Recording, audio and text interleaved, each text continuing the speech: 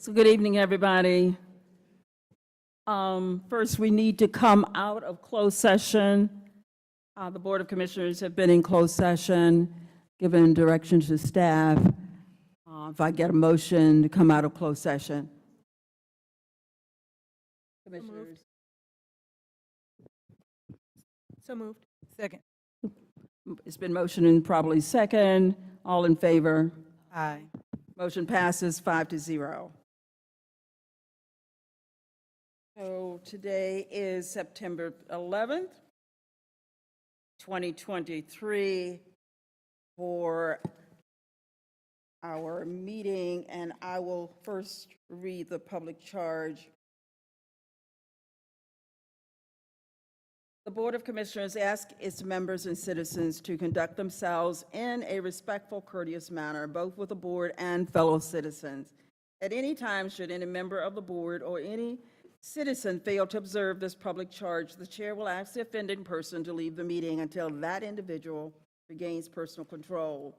Should decorum fail to be restored, the chair will recess the meeting until such time that a genuine commitment to the public charge is observed. Commissioner, I can't remember who did it the last time, but we'll start with Commissioner Jacobs, if you will stand with us and start the pledge.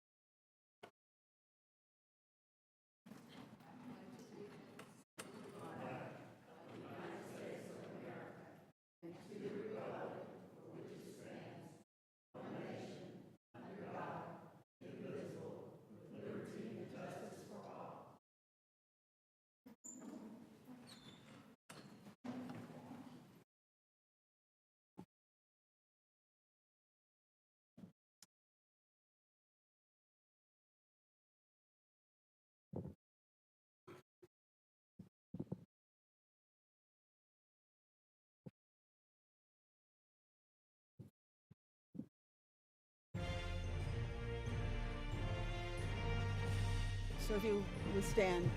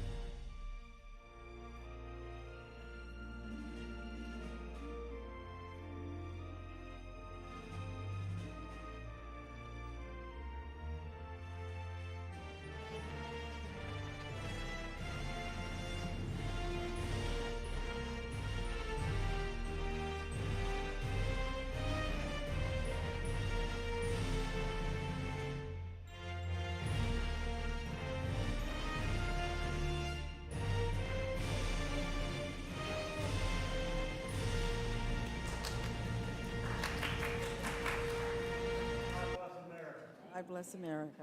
Yes.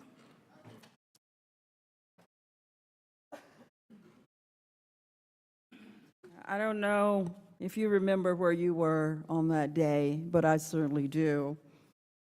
And, you know, the heart of the mission of 911 Memorial Museum remains the annual commemoration ceremony, and members, family members, and all over this country and other places remembered what happened on that day, the World Trade bombing. And, you know, we remember that because we never want to forget history. I know where I was. I was at the airport trying to get on a plane to fly into DC. So where were you, as you sit and think, where were you on that day? And the people that were lost because of that, families and friends still remember.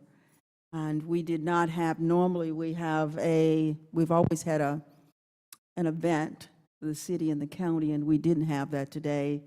So I thought it would be appropriate that we have something to begin this meeting remembering that. You're welcome. Okay, let's see. Where do we go here? So the first item on our agenda are any agenda adjustments, commissioners? Hearing none, we will go to our announcements. And I have a few that are not added that our clerk doesn't have, but first I want to go ahead and start with our clerk and allow her to read our announcements, and then I have a couple of others. Good evening, commissioners, staff, and the public. I'll read the announcements that are published in our agenda this evening. There are a few websites that I will not read, but they are accessible online. The Durham County Department of Public Health is offering free blood lead testing for Durham County residents 6 months to 6 years, as well as those who are pregnant. No insurance is required, but all children and pregnant women must be Durham residents. Testing will be available until further notice on Tuesday, Wednesday, and Thursday from 9 till 11 a.m. and 1 to 4 p.m. at 414 East Main Street. Walk-ins only, no appointments are required or accepted, and there is a website. The COVID-19 vaccination clinic at the Durham County Department of Public Health, located at 414 East Main Street, is also open the following hours for walk-in vaccinations: Mondays, Wednesdays, and Fridays, 9 a.m. to 4 p.m. They are closed daily from 12 to 1 p.m. All recommended doses are available, and please note that the clinics are closed Tuesdays, Thursdays, and the weekend. For additional information, you can contact 560-9217 or visit the website. Voter photo ID sessions with DECO Board of Elections will be holding 4 voter photo ID outreach events at Durham County Library locations in September. These sessions will allow residents to hear about the latest photo ID requirements from the North Carolina General Assembly, as well as have a photo ID issued. Dates include Thursday, September 14th at North Regional at 3 p.m., Friday, September 15th at South Regional at 10 a.m., Saturday, September 16th at East Regional at 10 a.m., and Saturday, also September 16th at the main library at 3 p.m. There is a website for additional information. Queries and questions. We are a group of LGBTQIA teens that come together to discuss the experience at North Regional Library on the last Wednesday of the month. This is a peer-led discussion group that respects the lived experiences of others, wants a safe space to discuss our experience, eat snacks, do crafts, and help each other. Registration is required, and the next meeting is on Wednesday, September 20th from 6 to 7:30. There's a link for registration. Durham County is continuing its commitment to inclusion and the advancement of minority-owned small businesses and professionals in the county through the launch of a new initiative, the MWBE Evolution in Durham, powered by Intersize. I think I said that correctly. The program is designed for minority women, small business owners who would take their business to the next level. The application portal will open on September 21st, and there is a link for additional information. National Night Out. The Durham Police Department and the Durham County Sheriff's Office are encouraging residents, businesses, neighborhood groups, and homeowners association to show their support for law enforcement community crime prevention partnership by participating in National Night Out, or NNO, on Tuesday, October 3rd. There is additional information located at the durhamnc.gov site. Durham Med Week, Minority Enterprise Development Week, is a week-long celebration of the achievements and contributions of the minority business enterprise. It takes place each October. Durham County and partner agencies will join together to uplift minority entrepreneurs, as well as individuals and organizations dedicated to advancing minority and/or women-owned business enterprises. It will be held on October 5th and the 6th You can get additional information and register for the free event via the website. All sessions will be held at the Durham County Human Services Building located at 414 East Main Street. And that concludes the announcements in the agenda. Thank you, Ms. Wallace. Appreciate that. National Night Out is something that the Board of Commissioners always enjoy going out. We usually get good food and have a chance to really be out in the community. And the Med Week, it's going to be a lot of good stuff happening that week.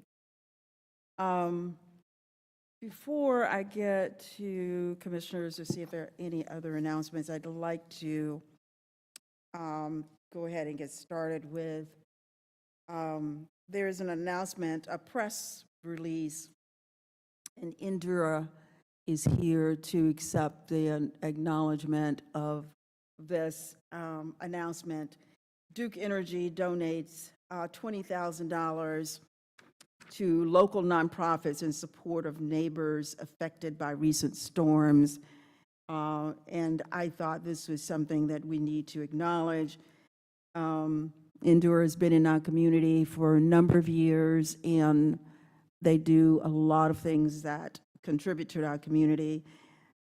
So I wanted her to be here tonight to accept our gratitude for the things that she has offered for around this, with this $20,000 and other things that has been contributed. So Indira, if you'd like to come to the podium and talk about what this means.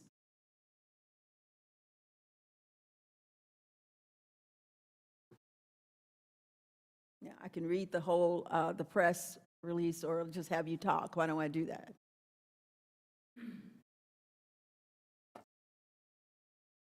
Good evening, Chairwoman Howerton, County Manager, and all of the commissioners, as well as our county attorney. Thank you for this opportunity. I was pleasantly surprised when I was asked to come. It is not often that people say thank you, and I wanted to, in turn, say thank you to the county. I was most pleased to have County Manager Sowell introduce me to Mary Oxendine, who was very helpful a couple weeks ago when we were trying to determine how we wanted to help citizens through that really unusual storm that we had a couple weeks ago. We realized people perhaps lost their food, things that were in their freezers, and we thought if we donated to some organizations that could help assist those still in need, that would be the best way to do it. And so we are delighted that we were able to give funding to the Food Bank of Durham, Feed My Sheep, as well as the Interfaith Food Shuttle. And so we're delighted to continue to be a partner with the county, and we look forward to continuing to do things together. Often in a crisis, we see the worst. In this one, we saw the best. And so I just want to thank you for allowing us to partner with you. Thank you so much. Any comments from commissioners? I think she's rushing back to her seat. Again, thank you, Indira. All right. The other thing I just want to bring to our attention, commissioners, is this month is September is National Suicide Prevention Month, and all month mental health advocates, prevention organizations, survivors, allies, and community members unite to promote suicide prevention awareness. And we all know that that's happening across our country too often, too many times, that suicide and the number B, the 1-2, that's a commercial, the 988 suicide crisis lifetime number, 988 is a number that individuals can call for help. So as I saw that, I thought that was something that need to lift up. Okay, other announcements from commissioners. Commissioner Jacobs. Thank you, Madam Chair. Two items that I'm going to send the flyers to Deborah and Monica afterwards so that we really can include them in information we're getting out to the community.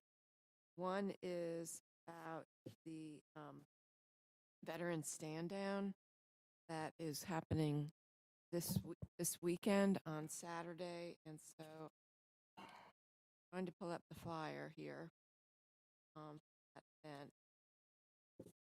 So the Veterans Resource Fair and Stand Down will take place on Saturday, September 16th from 8:30 a.m. to 2 o'clock p.m. at the Family Life Center at Greystone Church, which is at 2601 Hillsborough Road. And just want to make sure that folks know about this, that they always have a really great event with just what it says, a lot of resources for veterans. Usually someone's there from the Board of Elections helping with voter registration, now photo IDs, but also there are folks there around medical benefits and housing, jobs.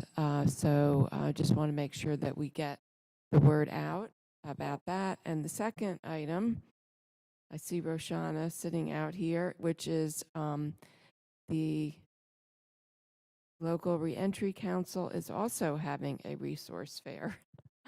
That is next Wednesday, September 27th, from 1:30 p.m. to 4:30 p.m., and the location is at the Justice Services Department on East Main Street. Again, another great resource. There'll be local agencies with loads of information about their services and programs, and this is specifically for residents who are re-entering our community, justice-involved residents. And the last thing is I wanted to lift up the county manager and the all-staff meeting today. I was trying to keep track of the numbers. There was an all-staff meeting. Maybe somebody saw it get higher, but I got to 1,313 at one point on a Microsoft Teams meeting.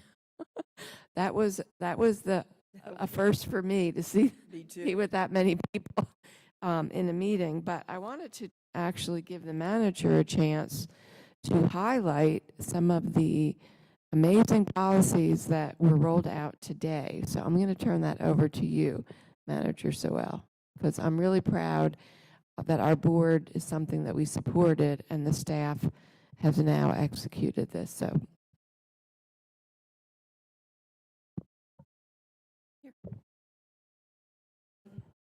And I'm actually going to ask, I saw our Director of Human Resources come in, Ms. Kathy Everett Perry, and her team member come in too, because I would like for them to speak specifically to some of the policies, but was really extremely delighted to be able to spend time with staff today.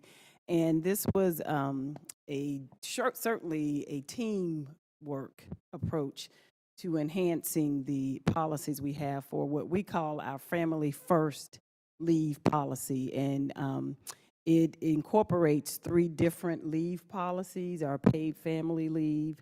We also have incorporated personal days so that we can all attend to our mental well-being. And so if folks feel like they need to take a mental health day, they can certainly do that. And also provided days for people to be able to attend to, for those that may have either suffered domestic violence or abuse or have family members who have suffered that. It is certainly worth them being able to take off time to go and attend to such matters. So I will turn it over to Ms. Kathy Everett Perry for that. But thank you so much for giving us this opportunity, Vice Chair Jacobs. Good evening, Commissioners. Dr. Sewell has actually covered everything quite well, but I will just reiterate a bit of what she's saying. You know, we've had our paid parental leave policy for quite some time, but we have an amendment now. Previously, you could only use it to bond with kids that you take in at 5 years, well, under 5 years old. But now you get 6 weeks to bond with a child that you may bring into your home through adoption or fostering from 5 up, so that gives the employee an opportunity to still bond, recognizing that the child is not home full-time because they're in school, but it still gives the employee more of an opportunity than none at all. So that's an improvement from before. In addition, we have the family leave, where we give 6 weeks for employees to, paid, of course, to care for a loved one, if they should have a parent, a sibling, or a close in-law, like a mother-in-law and things of that nature, they can take that time to care for them.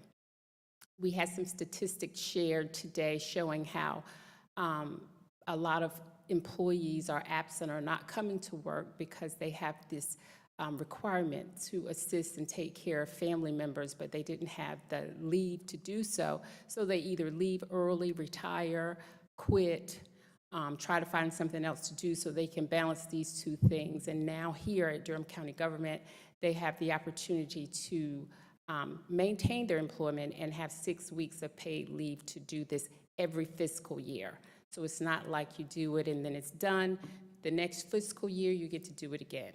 And then, of course, the 5 days that Dr. Sowell mentioned, these are days that supervisors don't get to ask what you're doing, what's going on, so it gives an individual who may need to attend to a domestic issue that opportunity just by calling and saying, hey, I'm taking my personal leave today, or if they need self-care that day. These are free days for employees to be able to take care of themselves or whatever else may be going on in their lives. So that's it. And I would like to also acknowledge the work of Moms Rising. We worked in partnership with them to make sure that we enhanced our policies, and so we thank them for their support in helping that. Thank you. And I just wondered if there's Moms Rising in the room. I don't think they're here tonight, but at some point it would be great to have them be here, because they sent requests back, some of the things that has been mentioned. They've sent something, it's been quite a few months ago, but it just shows you how this manager and her staff really listens to what the community is asking and what the employees are asking, because they were asking for some of these things. So thank you so much. And I was on the phone today, on the Zoom today as well, and there's a lot of people on that. I can't believe we got through it without it going down. So it's great. Thank you, Commissioner. Thank you. I just had a brief remarks, if I may, just wanted to share. Okay. I just thank you for the time. I just wanted to, share a little bit about being a working parent. And, as every parent knows, life with a baby can be very unpredictable. And on any given day, you don't know if you're going to be met with giggles and sunshine and happiness or Oscar-winning shrieks. And last week, I had one of those days where I felt like shrieking. My childcare fell through, and I ended up having to bring Alia with me to our county commission chambers for our work session. And to be honest, I was very nervous. As proud as I am to be her mom and to be a working parent in general, it's always hard to juggle parenting and service, and the last thing I wanted to do was to disrupt our proceedings. And this was my first time bringing Alia into the commission meeting, and I didn't know what to expect. That's why I just wanted to take a brief moment to express my gratitude tonight for the patience, kindness, and understanding that was shown to us last week on a really rough day. In particular, I so appreciate the support and love Alia and I received from Acting County Manager Claudia Hager, our clerk Monica, her team Maceo and Shaughnessy, Deputy County Manager Maurice, who's actually Alia's best friend, Attorney Andrews, as well as Director Jenkins down in the back, Commissioner Jacobs, Commissioner Carter, and Commissioner Burns. And I could not be more proud to work with a body of commissioners, staff, and constituents who show support for working parents and give grace to their colleagues when life just happens. And as a board of all women, we have the opportunity to model the reality of being an elected parent and break down the barriers that keep more parents of small kids from serving. And that's important not just for me, but for every parent in Durham County, even beyond these halls. I truly believe that if we lead by example, that we can set a new standard for workplaces across our country and county. Because working parents shouldn't have to leave our lives at the door when we clock into work. And we shouldn't have to worry that every childcare emergency will throw our jobs into jeopardy either. And we should be celebrated as parents, as leaders, as members of our community. And so I just wanted to thank you all for upholding that standard, and I can't tell you how much it means to me and my family for your support last Monday when we really were put into a tough situation. Thank you. Okay, anything else? Commissioner Burns? I just had an announcement. I don't even feel like I can do my announcement now. But yeah, Netta, we got you back. Commissioner Long, we have you back in here. My announcement in no way is going to be as profound, so please lower your expectations because this is announcement time. I want to do two very quick ones. This one is kind of far off, but it's because we need people engaged in it now. So there's going to be a program called Accelerate. It's Accelerate, but it has an 8 at the end of it. So Accelerate is a program that will be taking place on October 24th. It is being sponsored by the Durham Public Schools Foundation, and what they're trying to do is explore different careers for 8th graders. I think we missed the mark when we start to engage kids in high school about what they want to do. We seriously do.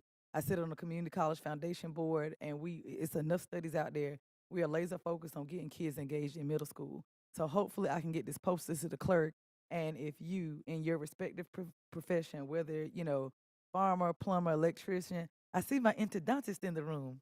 I never thought I had to have one. Thank you for fixing my root canal, sir. I appreciate it. We are looking for all types of folks. It is a day-long event from 8 to 4:30, 8 a.m. to 4:30. So if you think you have a career that could really get a kid excited and engaged, I would love for you all to take part in this. So we'll put the post out, but you can also get more information from Durham Public Schools. I bring this up, and this is just really sobering. I don't know if you all watched the television day. It's crazy that Commissioner Long was talking about a parent, because I'm a grown woman, and there was a stabbing at Northern High School today, and my mama called me to make sure I was all right.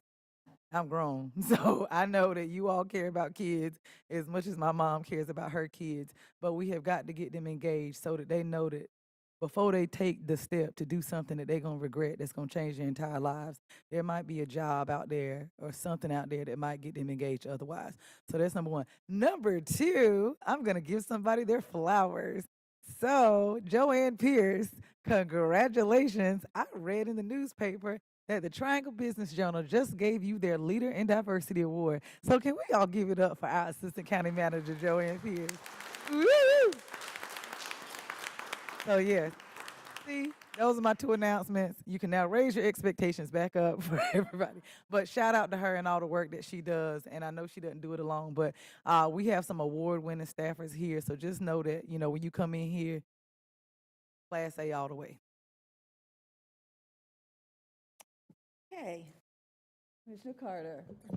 Well, because I am the commissioner liaison to the Durham Arts Council, I think it's appropriate that I remind everybody that this weekend is Centerfest, which is the largest community festival that we have and that Bull City has, and also I think it's the longest running outdoor street arts festival in North Carolina. So please show up. There will be jewelry and artists of all sorts and pottery and painting and woodworking and food.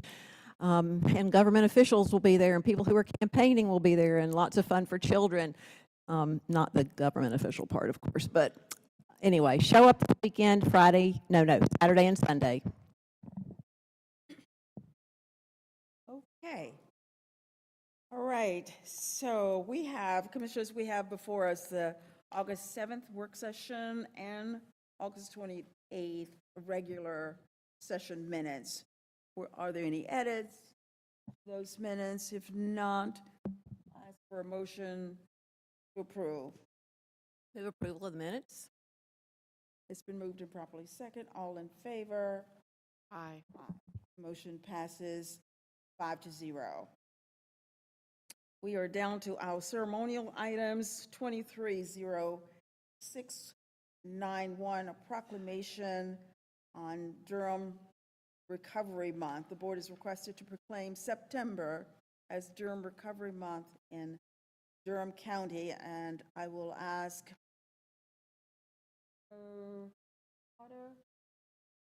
Commissioner Carter if she will read that one for us.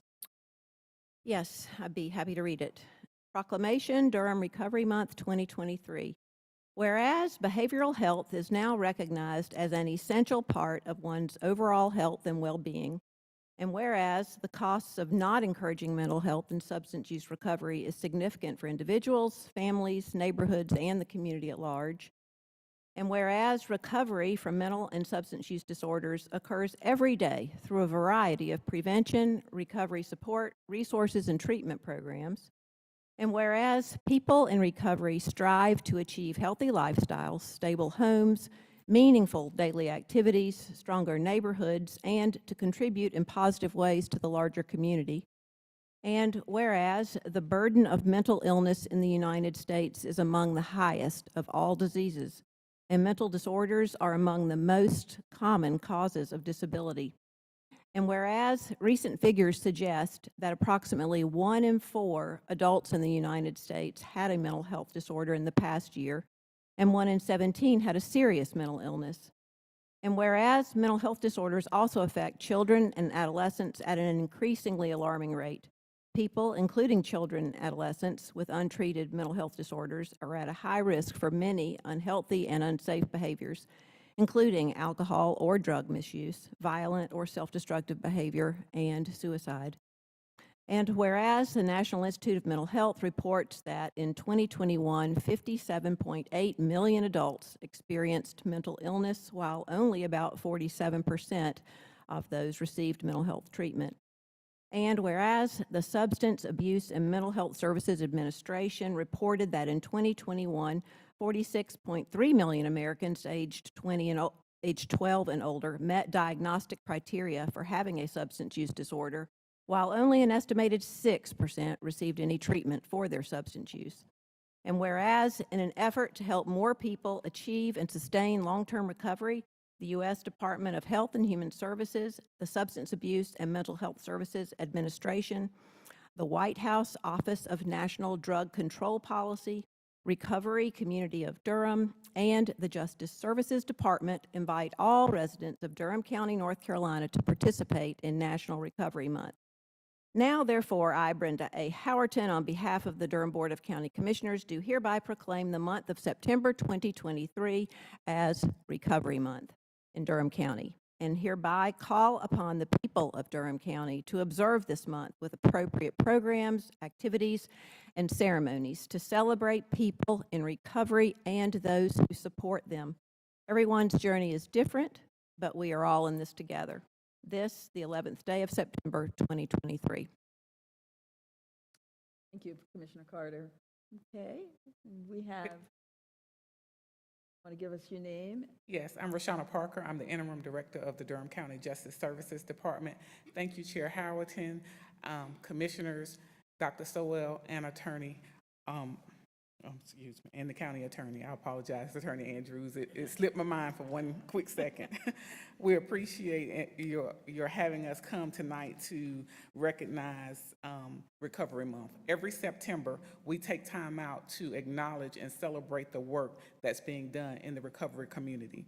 We recognize individuals that are in long-term recovery, individuals currently in treatment, and the treatment professionals that work to provide support and services. Not only do we recognize those individuals, but we also recognize the families and the community partners that provide support by offering events and treatment for these individuals to participate in. So in September, there are many events that go on across the country, but also there are activities that we host here in Durham. We provide pro-social activities for those in treatment and in recovery. And it's very important that we have pro-social activities because it's so easy for individuals who are in treatment or have been in long-term recovery to go out and participate in those things that they're very, very familiar with. So we do our best to try to host events that are pro-social and provide them a level of support and community within that recovery community. So what we plan to do this year in Durham through the Justice Services Department is to host and participate in several activities. And I will hand you guys the calendar once I'm finished talking about these events. But we've already done a couple where we did Wear Purple for Recovery Month on September 1st. On September 6th, we did a salsa dancing event at the Justice Services Department. We hosted a panel on triggers, people, places, and things on the 7th. On the 14th, which is this Thursday, we will host a Narcan event that gives information about Narcan and how to utilize it, and then also distribute the kits. On the 19th, we will host a client appreciation celebration at our office. On the 21st, we will do salsa dancing again. And then on the 22nd, we will participate in Durham's recovery celebration at Central Park. And the last thing we'll do on the 28th is we will host a recovery cookout at the Justice Services Department from 5:30 to 8 p.m. for our clients.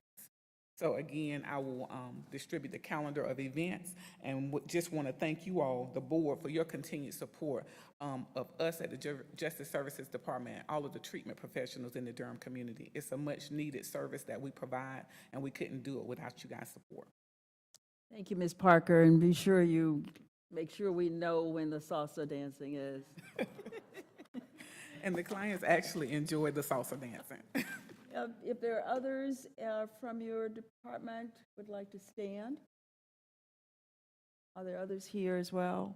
I am actually the only representative from the department tonight. However, I also have the ceremonial item that is next on the agenda, and we will have a group of individuals that will stand and a few that will come to the podium.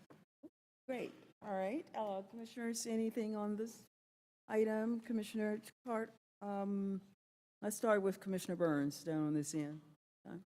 Mine is just really quick. One, to our interim director, thank you so much for what you do. I'm low-key jealous that I didn't know about the salsa dancing. Not that I can dance. I just would have came and let them know, you know, I'm here. I'm about this life too. Can't dance at all, y'all. But I did want to throw out, I hope that you all engage her. One of the things that, you know, we recently did, you brought forth a suggestion that we change the name of CJRC. Words really do matter. I think we've always known it, but for those of you all who do not know, this board made a historic investment into the Haiti Reborn Justice Movement a couple of months ago, and we just graduated our first cohort class. And one of the things that one of the coordinators said was, everybody who is in that quote-unquote program is a student. You walk different when you have a title. When people are usually walking around, they're in recovery, they're just as involved, and they're not working. We think idle hands are the devil's work, and we don't necessarily know what to think about them. But when you can walk out and say, I am a student, Durham Tech is providing some wonderful opportunities. We saw a young woman in that room who actually got a perfect score on her ACT assessment. That is the level of potential that our justice involved individuals have.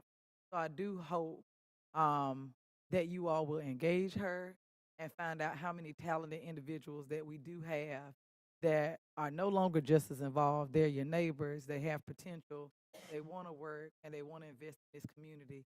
I can't wait till we do our next cohort, but that doesn't negate the work that she's doing over there. So I'm hopeful that when you get this calendar of events, you all can take some time to get to know some of your neighbors that are really out here just trying to get a second chance.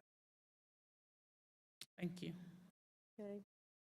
And I too just thank you, Ms. Parker. You know, I served with you for, how many years did I serve on that one? 12 years on that committee. And I've seen how you work and are committed to transforming lives. You and your team is about transforming lives, and I just want to acknowledge you and your team for the work that you do. Thank you. All right. Commissioner. Thank you. I just also wanted to say thank you to you and your staff. And I love all the activities planned because they're really about showing appreciation and celebrating and building community. I'm part of the Stepping Up initiative, which is Durham County is an innovator county. We're one of the few counties in the country that has reached that level of status. And when I'm sitting in those meetings and there's incredible partnership, so many people in our community organizations, along partnering with our Justice Services Department, even the staff, all of the programs that are being run within Justice Services that are related to mental health and substance use, our mental health court, our drug court, our programs that are in the jail, our STAR program, um, and then all of the therapy that is operating out of Justice Services, cognitive behavioral therapy. Um, it's it is truly amazing how many people in our community that are dedicated to helping people, and the point is that people can recover. We have the treatments, they're evidence-based, and people can recover. And today, in the meeting, Helen Tripp, it was so moving to hear our EMS Bridge program that got a grant to deliver, basically begin medication-assisted treatment right in the field when somebody has actually overdosed. Our staff is now offering people having the opportunity to begin treatment right away. And she told the story today in our meeting of now 6 people, that's, just starting small, and we have to understand that it takes that level of commitment, who are, our paramedics and the peer support specialists who do not give up on people. We are not giving up on people. And going back out, following people 6 days afterwards, getting them connected to resources, and even people who may not succeed right away. What I heard Helen saying is, we're not giving up on people. We are going to keep at it because we know that people can recover. So again, I just wanted to highlight it because it really is what it takes. It's really about everyone caring about each other, and us then having the resources too. So thank you, Roshana, for all that you do and that everybody does. It really does take all of us and all the partners. Thank you. Okay.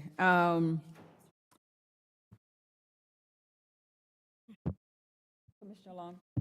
I just wanted to also thank you, Roshana, and your entire team. I feel like we should also have an opportunity for you to come and present to us all the different ways that your team, led by you, I know especially, have gone to highlight and support the families that are going through treatment court, and making sure that it's really elevated, that it's a family effort, and especially putting the emphasis on finding ways to show appreciation to the family, because there's other counties that treat it as if, like, it's just something that's legally required, just get it done with and move on. But the fact that you take the time to elevate, like, families are going through this, how are the children impacted, finding ways to celebrate that the family has gotten through it, I think is really important, because that's how we reduce individuals returning to seeking the need to use drugs or other actions that we don't want them to return to, is by celebrating those moments and highlighting what an impact it is that the kids had in helping their parents recover, what an impact it had on their parents or grandparents or aunts and uncles had. So I just really want to highlight and elevate that, and I would love for us to have the opportunity for Roshana and her team to come show us all the different ways they have done to celebrate families. I think it's really important. Thank you. Anything else?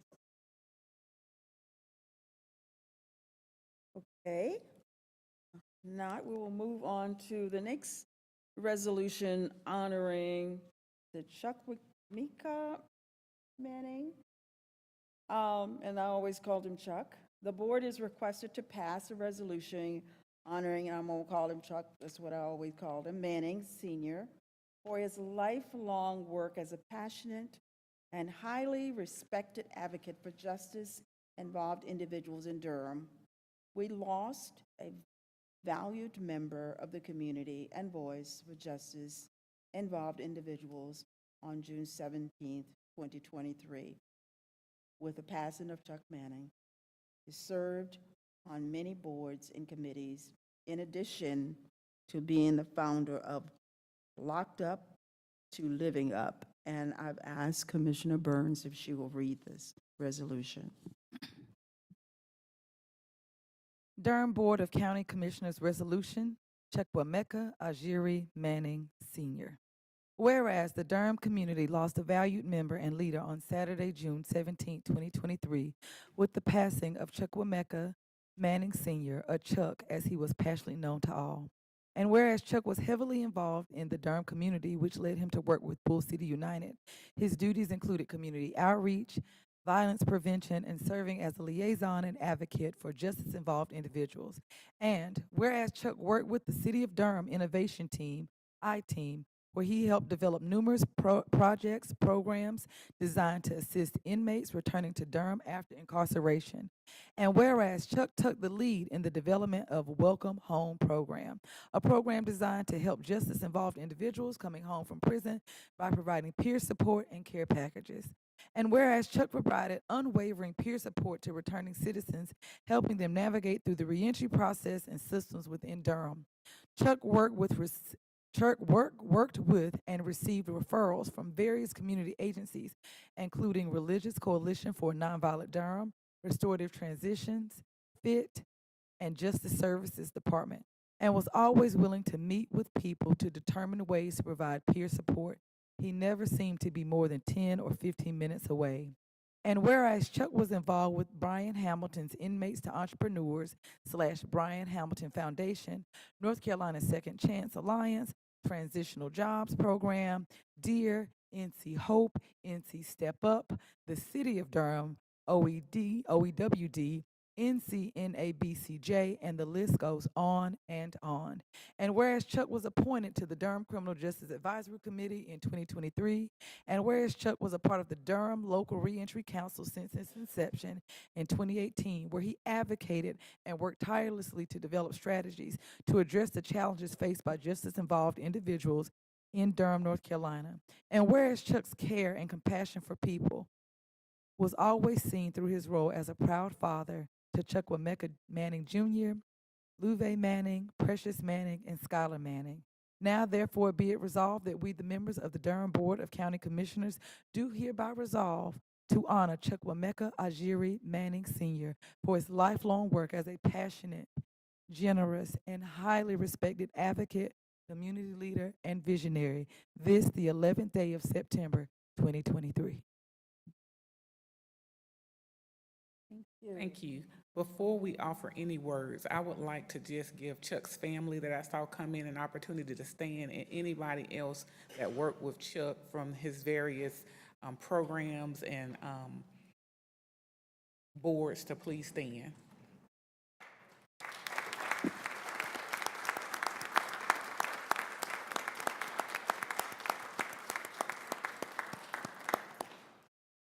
And I will take this opportunity to introduce Ben Haas, who is with the Religious Coalition for Nonviolent Durham, and then the Honorable Public Defender Don Baxton, who are the chair and co-chair of Durham's Criminal Justice Advisory Committee. And Ben worked very closely with Chuck, so I am going to let him give words instead of us.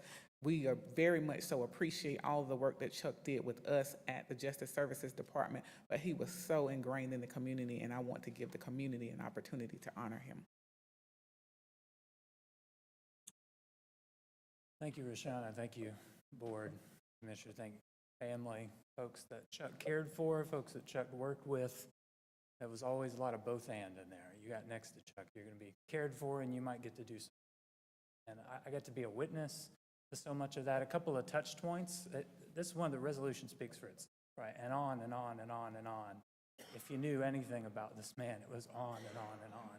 But a couple of touch points for me, just as a community witness, is during COVID, while I was at home, a lot of us were at home, Chuck and his team and some other folks, those frontline reentry providers, as folks were coming home from incarceration and accelerated rates as we were trying to get people out of incarceration where they were fundamentally less safe. It was Chuck, and it was his team, and it was people that had that kind of spirit, that were in the street, getting people into housing,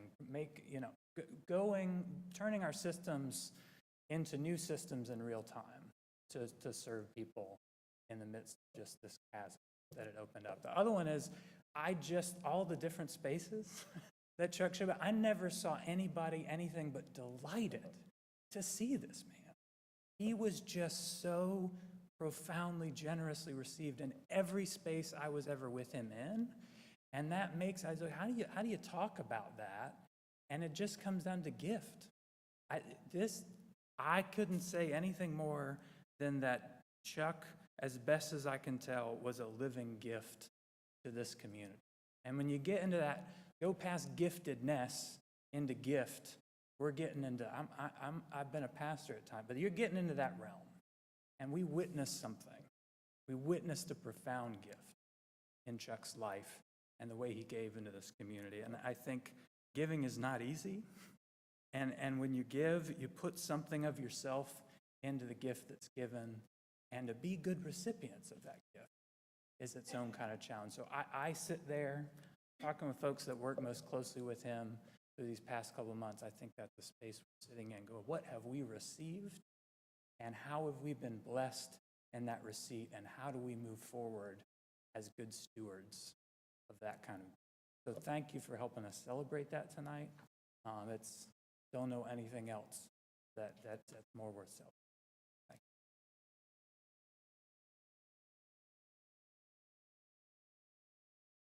And again, I just want to say thank you all for giving us the opportunity to honor Chuck, because he really loved the Durham community and was very much loved by his community. And you can see that by the turnout this evening of family and friends. So thank you so much. Thank you. Thank you for lifting this up.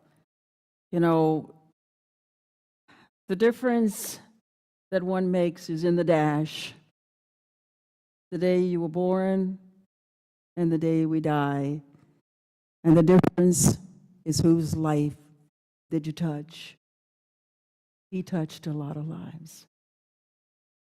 Thank you. Thank you. Anything else for Commissioner? Mr. Jacobs. Thank you. Thank you all for being here, all of the community partners and people who worked with Chuck, and my condolences to family.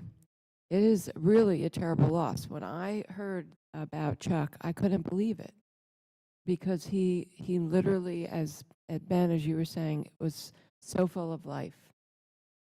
I was in shock, and he really left us all too soon. The last time I saw him was at the retirement gathering for Gudrun. And I first met Chuck when he worked for Bull City United, and I will never forget. It was over at, we were having one of the first vigils, and it was at McDougal Terrace. And there's one thing that's missing from that list, and that's that Chuck was a great cook. And he had a catering business. And he was there, and he was cooking food at the peace vigil. And he would, every time I would go to a vigil, there he was, cooking up food, delicious food for people.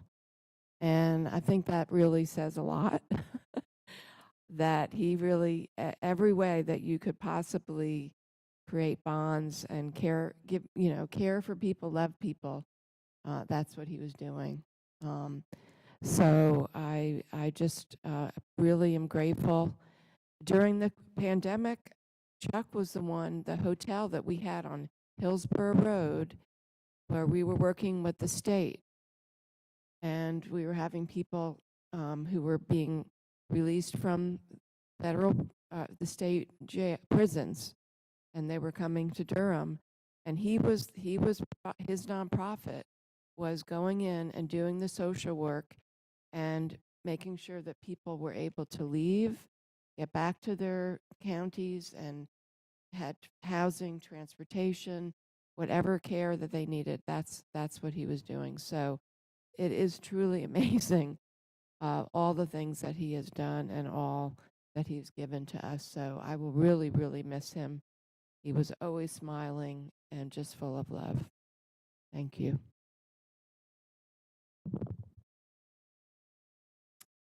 Okay. Thank you so much. Thank you.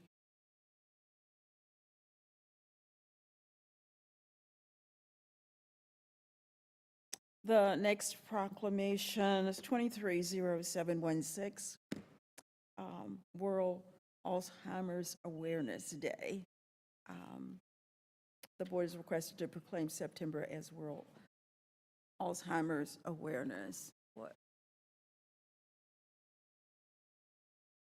And Commissioner Jacobs, do you have the proclamation on this one?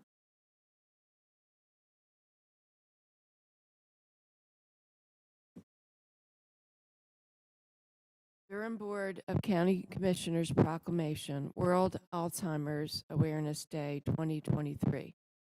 Where September 21st is World Alzheimer's Awareness Day, and whereas dementia is a syndrome in which there is deterioration in memory, thinking, behavior, and the ability to perform everyday activities, Alzheimer's is the most common form of dementia.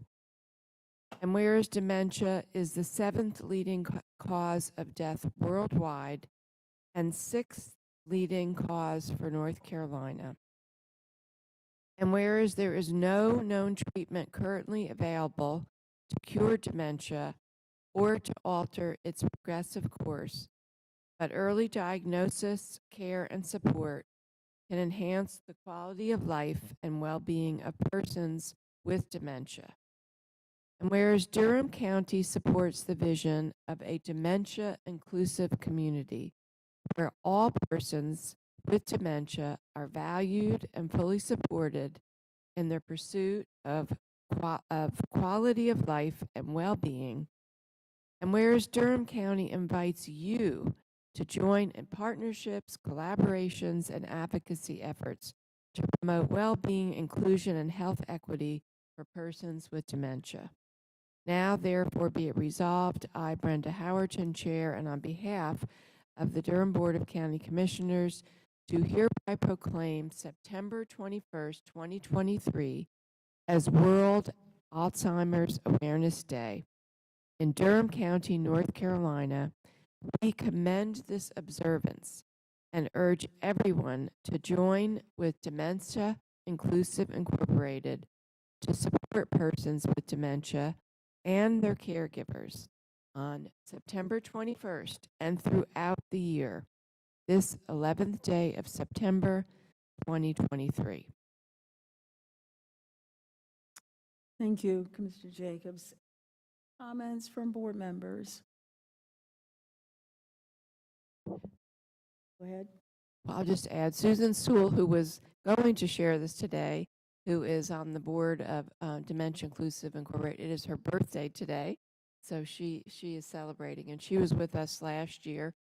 But I just want to say that I'm actually chair of the board of this organization, and it's a wonderful organization that is trying to do exactly what the name is, ensure that our community, as we are in a very welcoming and supportive and inclusive community, that we are also supporting and embracing people who are living in our community with dementia and also their caregivers. We don't know the exact number. We know that at least more than 6,000 people in our community are living with dementia, and then you have to think about caregivers and family members. So I don't know if we could just raise our hand right now if you have somebody, a loved one, a friend, a colleague, a family member who is living with dementia. So it's something that impacts all of us. And the good news is that, again, we are a community that is really trying to embrace this. And so on September 21st, next Thursday, there is a free event over at the convention center. Unfortunately, it is now already over capacity, 150 people. But it's a free day-long event where, again, people are going to gather to become educated and informed about dementia, but also how we can support each other, caregivers and also people living dementia. And so this will something that we will keep doing, and that we will keep working on together.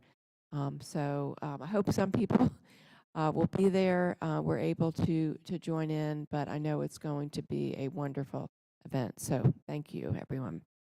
Thank you.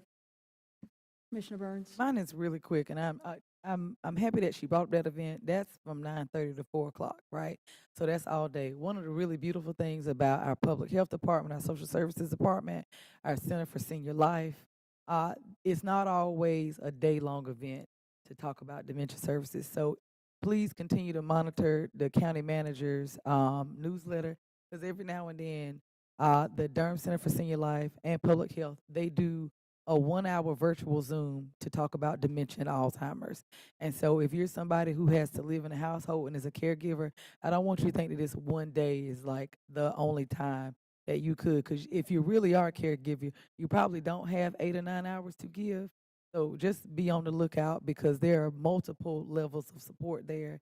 And like I said, between our Office of Durham Center for Senior Life, they're like these 1 hour classes that they have about dementia, Alzheimer's, and they're all really, really helpful, especially if you're somebody who's a caregiver. So if you miss next week, it's not a loss. Okay, anything else? Okay, Commissioners, we are down to our consent agenda. We have 28 items on the consent agenda. Are there any items that Commissioners wish to pull? Madam Chair, I don't necessarily want to pull it, but I did want to ask the item for Urban Ministries, if we could have them come and report. So if they're gonna, Yeah, we don't, you have to, if they're gonna come and speak, Wendy, we have to pull it. no, at a future meeting. At a future meeting. There's a lot of important data that was shared in their reports, and hopefully some things that we can do to help. So thank you.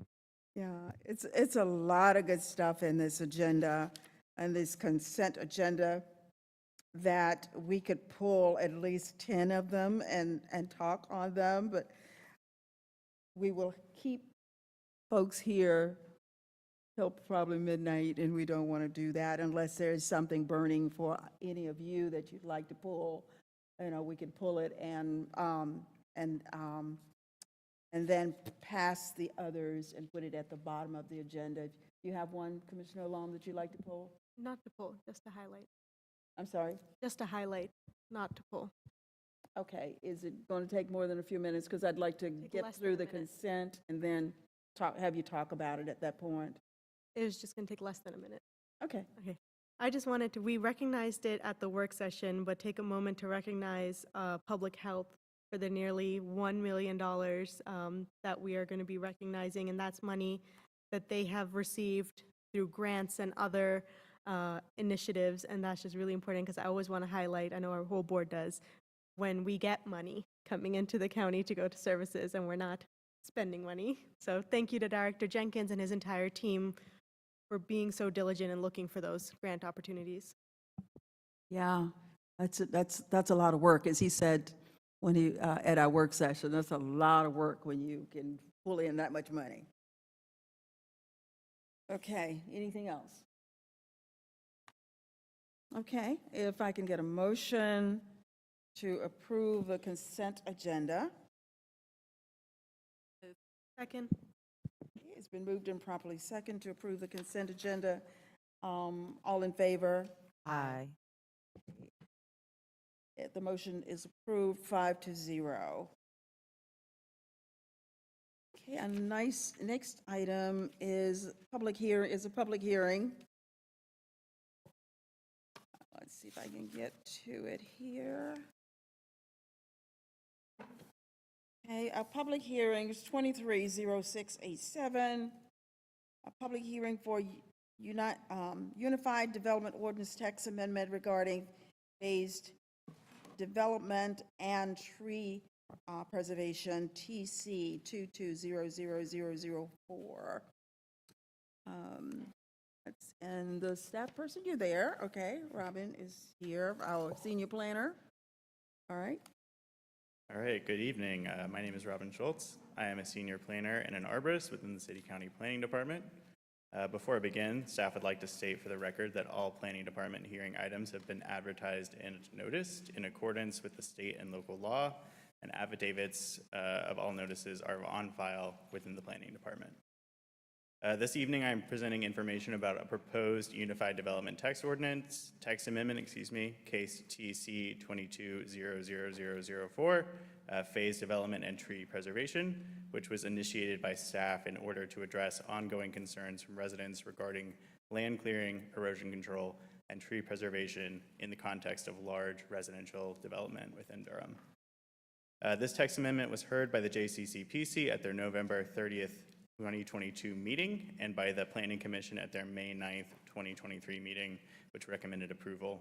It was also unanimously approved by the City Council at their meeting on September 5th, 2023, with an effective date of October 1st, 2023.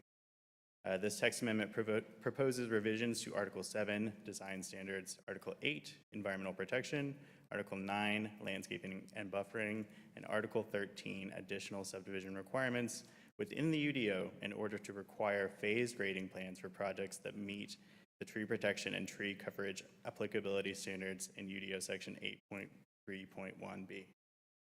These revisions would require large residential sites to grade in phases, with no individual phase accounting for more than 50 acres in total. In addition, the proposal would require varying percentages of tree coverage based on the amount of grading proposed in each phase. Tree coverage percentage would be tiered and increase as the amount of mass grading proposed within each phase increases, with the hopes of incentivizing tree retention over tree replacement. This evening, 2 votes are needed. 1 vote to adopt an ordinance amending the Durham Unified Development Ordinance, incorporating revisions to Article 7, Design Standards, Article 8, Environmental Protection, Article 9, Landscaping and Buffering, and Article 13, Additional Subdivision Requirements, effective October 1, 2023, and a vote to adopt a consistency statement as required by general statute. Thank you, and staff is available if there are any questions. Thank you. Any questions from commissioners? Commissioner Burns? Okay, hey, Sarah, you already know what my question is. All right. So she might, if you don't, thank you so much, sir. But we did receive, I received some questions from the public about some of the variances. Now, when we were presented with this during work session, I was a proponent of it. I'm still at the point where I'm a proponent of it because it just opens up our opportunity to be able to cut down on some of the grading in more areas. So now we're able to do it in our urban areas, suburban areas, and in our rural tiers. So I am in support of that because I think we need additional ordinance. That being said, it was brought to my attention that some of these variances might disturb some trees, might cause additional problems between some of our buffers. And why? Is my mic not on? Sorry. Thank you. And it might I like the answer that you gave, Sarah, because again, the way the question was posed, and I think the way the public might see it is, yeah, we're making this revision and it looks good on paper, but there are these loopholes that some might perceive one could drive a Mack truck through. That being said, even though there are options for variances in there, you at least did the research and told me that on average there are about 2 of these. So could you speak to these options for variances and how the State Board of Adjustment is in a position to look at those as opposed to us? I'm throwing, it sounds random to some of y'all. I promise you he's going to do a much better job, but I don't want to approve something that people can just overlook. I don't think the public wants that. And so if you could explain it where folks could understand that is not what the situation is right now, I'd really appreciate it. Right, and so I think your question was also about those, the grading setbacks and disturbance in that for utilities and the like for buffering as well, right? Yeah, and so we included that because most utilities are located within the right-of-way, and so the UDO currently doesn't allow for utilities to run within a buffer. They have to run perpendicular, so they will cross one time, right, to keep the buffer intact. So we included that within the no grading setbacks to match that ordinance, just so folks could still connect to utilities in the required infrastructure. Just to speak a bit on variances, there have been 12 regarding buffers since 2017, which is an average of 2 per year.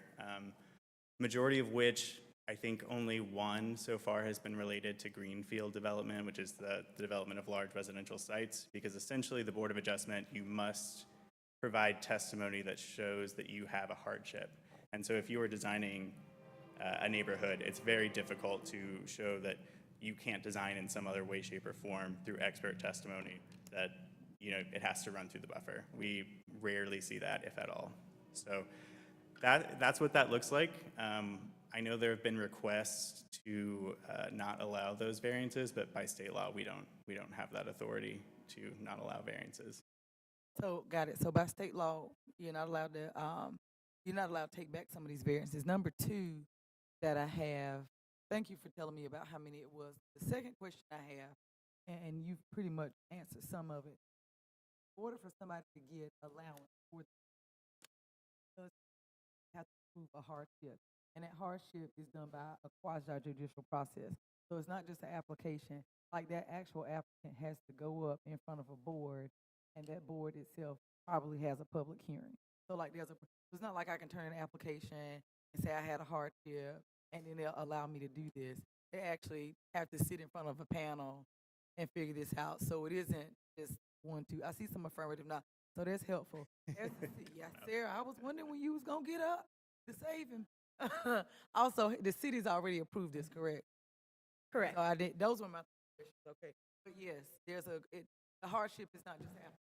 They have to go through steps to prove that, which makes it harder, and maybe that's why there's only been 1 or 2. Yeah, and I want to give a tiny bit more context to what Robin was saying. If you look at the 12 variances in this, roughly 6-year time span, 11 of them were basically urban sites where most of them, there were no trees already, so they were non-conforming in terms of a buffer. Variances were often for for providing less than what the normal buffer would be because the sites were extra narrow or too small or weirdly shaped and otherwise would be undevelopable. So the types of concerns that we've heard are really a very, very, very small minority, 1 out of 12 variances in 6 years. The remainder of the variances have been about really kind of urban constraint conditions. Man, thank you, sir. Commissioner Jacobs? I appreciate clarification on that concern because that is something that we did hear from residents and also from the Neuse River Keeper as well. So it's important to get the information about that. I wanted to bring up a few others just for the opportunity to get additional information. One is around what was the decision making involved with coming up with the acreage involved for the phasing? Because obviously there are other governments that have done smaller amounts of acreage for the phasing. So could you share with us how you came up with the size of the mass grading phases? Yeah, so essentially we did sort of base it on what we had already, and then we did do additional research on what other municipalities were doing. We have a very strict tree coverage ordinance, which is uncommon in a lot of municipalities within the state. So a lot of them will require things like champion trees or buffers. We require both of those things, and open space and tree coverage.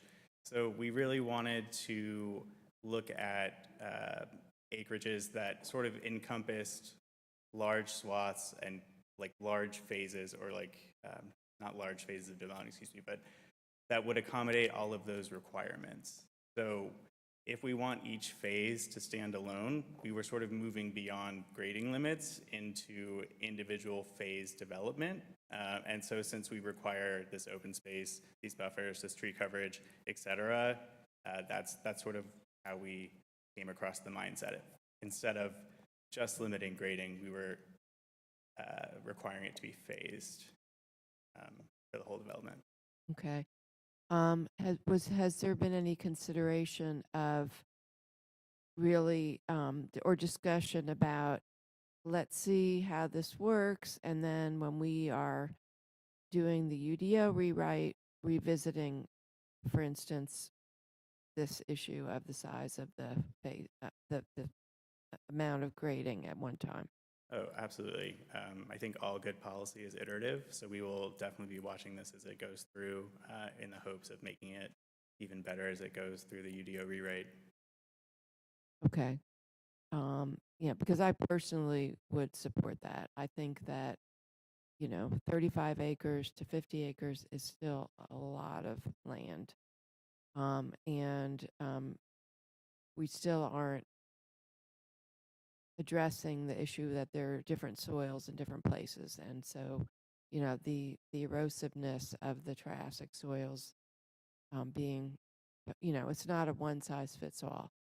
So I would just say that I understand that the city has already adopted this, so, and that really covers the majority of the land where this is going to be in operation.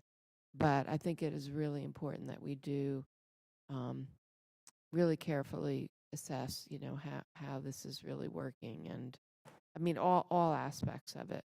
And I see Ryan getting up. We're so lucky to have staff that is just so eager to share their expertise with us. Thank you. Yeah, before you go away from that conversation, I wanted to follow up about the grading. I think I asked this question during the work session as well. Did you already have a policy, or is this something that you're creating? Did you already have something in place, or what, or not? We didn't have, we have tree coverage requirements, but we didn't have restrictions on grading. We did have buffers for mass grading, so if it's 4 acres or more, but we don't have any current limitations on grading for entire sites.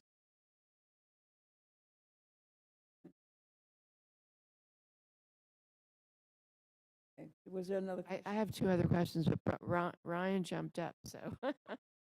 I would just be remiss, and Ryan Eves, Division Manager for Stormwater and Erosion Control, if I didn't take the opportunity to jump on what you said about the Triassic soils and point out that, fortunately, we did adopt within the UDO new requirements for the Triassic soil portions of the county, which is about 60% of the county and where most of the development is. And so we do have new, stronger requirements for erosion control in those areas of the county. They went into effect in May with the approval of the Sedimentation Control Commission. And so we have larger sediment basin requirements. We have a requirement for those sediment basins to hold that water for longer to allow those small particles in those soils to settle out. And we have the big one that we're still wrapping our head around and getting to work with developers on is flocculant requirements, which again, those are the chemicals that help bind those particles together. And so we're just now seeing the first round of plans start to come in with those requirements. Unfortunately, we only can require that for new developments, but we are seeing, some of these developments in some of our, concerning areas are going to have these new requirements. So we look forward to seeing how they're going to take effect. Thank you. And I know we're the first government in the state. Is that correct? That is Following us. Yeah. Yes, that is Yes. correct. We're the first local erosion control program to require the use of flocculant. Yeah. Thank you. And again, I want to give this is how government works, right? We have our community comes forward with a concern, and we respond, and now, so it's a partnership. Thank you. Okay, on this side, were you finished? I have two other questions. One was just a response. The concern was raised about the incentive around affordable housing and whether that is, are we creating an environmental justice issue by reducing the tree cover if there's affordable housing? And then also, if you could explain how the requirements related to state law that we have to count things like the floodplain and things like that. We can't we can't say that's already, you already can't build on that, and that doesn't count. So could you talk about those two things? Yeah, so for the first one, we definitely wrestled with that. One of the things is that instead of it just being trees versus affordable housing, that's why we included multiple incentives, so it wouldn't just be one or the other. Folks can also do increased environmental protection. We also have a really stringent baseline. So we like to think that that is a large amount of tree cover. It's 1/5 of the site currently, which is more than a lot of neighborhoods in Durham currently have. It's more than the neighborhood I currently live in has. So we like to think that it's very strongly written to preserve trees for all neighborhoods. So that's sort of how we're looking at that one. As far as the state regulations, I know that you are not allowed to, you cannot keep folks from counting riparian buffers towards tree coverage. So in that way, we initially thought about keeping that separate so as to get more tree coverage, but general statute says that is not allowed. And Sarah looks like she's about to jump up.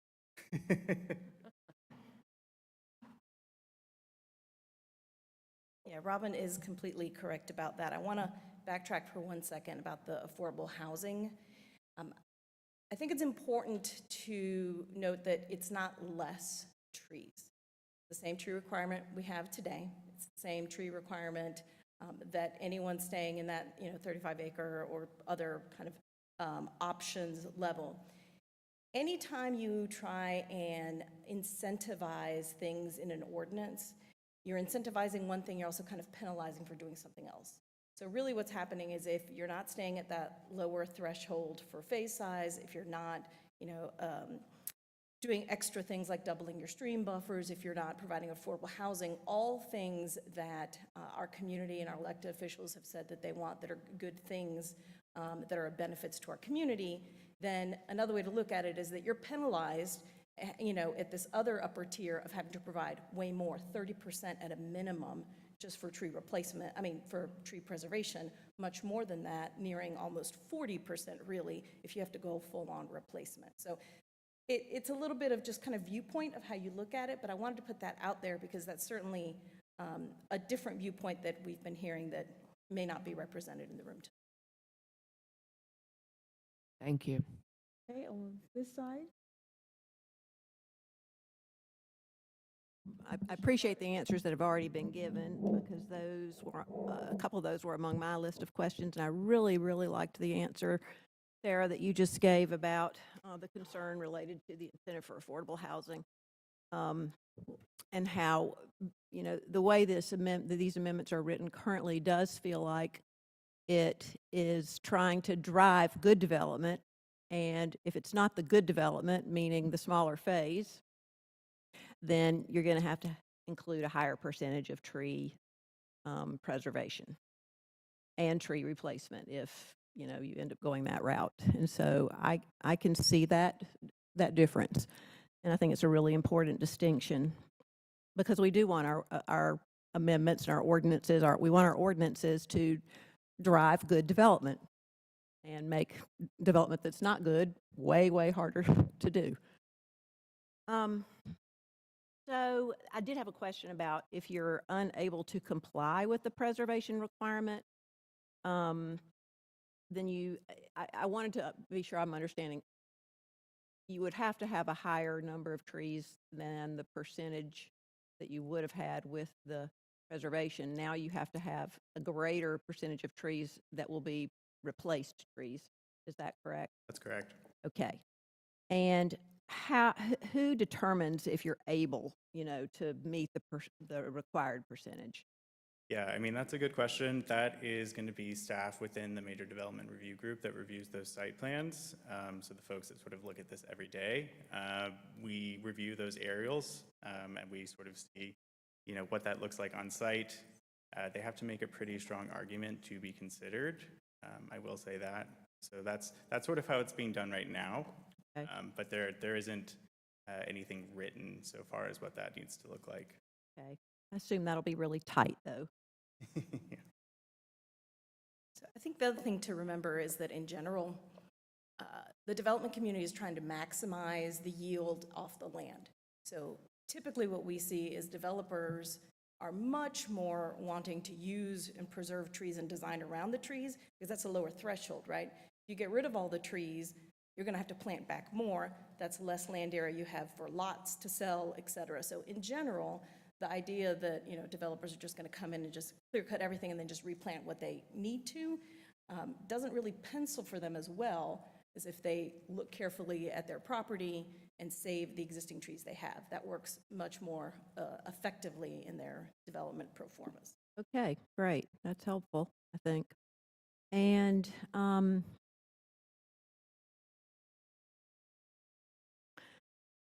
can you just, I'm sorry, I don't even know the difference between a setback and a buffer. To me, they seem similar.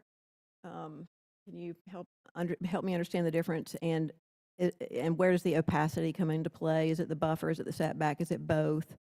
And do the exceptions to having to have that setback occur for buffers too? I'm just a little confused about those two, and there was some concern from the community raised about that. Right, so setbacks and buffers, the main difference is that a buffer has required plantings within it. So that's where the opacity comes in. Okay. And the no grading setback is just land set aside in which you cannot grade within. So that's essentially just like a limitation on the use of grading, but does not have required plantings unless there was a buffer also required.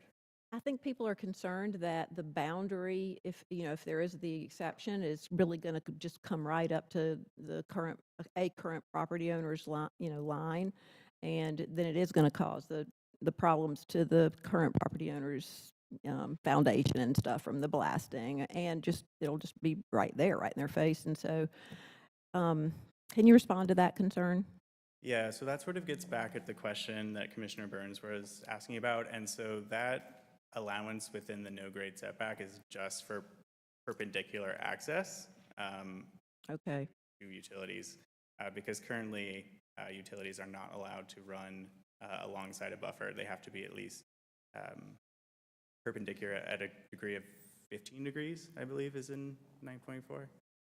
Sorry, I don't have the UD on front of me. But you think I would, I look at it every day. But so that is to say, currently they are not allowed to run in that fashion. How about the other ones, trails, those other exceptions? Yeah, so I think with trails, a lot of greenways within Durham are located within the floodplain, things of that nature. We did not want to create a situation in which the city could not build greenways. So we wanted to make an exception for that. Okay. All right. I can understand that, and I think that makes sense, honestly. Okay, thank you. I feel like this is an improvement, on our control over mass land clearing, mass grading, on tree preservation and erosion control. I feel like you set out to make improvements there, and you succeeded in general. Perhaps, with reiteration, it could be better. We don't know yet. It'll be interesting to see. I had something else I wanted to say, but I can't remember what it was. Oh, I wanted to say, I wanted to compliment you on the focus on the phasing and incentivizing the total amount of land that can be graded by having the higher penalty for tree preservation requirement. I think that approach is an interesting one, and it will be interesting to see how it plays out, but it seems like a good approach to me. Thank you. Thank you. Commissioner Lum? Thank you. A couple of my questions have been asked, so thank you for answering those, especially Commissioner Jacobs around the flood zones and the restrictions we have around the state, and just what can we allow to be included as buffer areas and not. I did have a question about actually monitoring and compliance. Who is it going to be? Your staff from the city planning department? Sorry, that's going to these developments and doing periodic checks, and if there are issues, how will the developers be held accountable? Are there fees? Are there punishments? So that during development is primarily going to fall to our office. But I will say the first step in this is actually going to be at the planning stage between site plans and the erosion control plans that my office would approve. So site plans would be approved ultimately by planning, but they'll have gone through all different trades and departments before approval, and that's where they'll actually lay out the phasing. And then they'll come to my office for their land disturbance permit. And when we're talking about projects this size, they're going to have to submit erosion control plans. The way we've set this up, I think, is really going to, in some ways, monitor and enforce itself, because they are not allowed to start any land disturbing activity on on phase 2. So they've got a they've got a 4-phase project.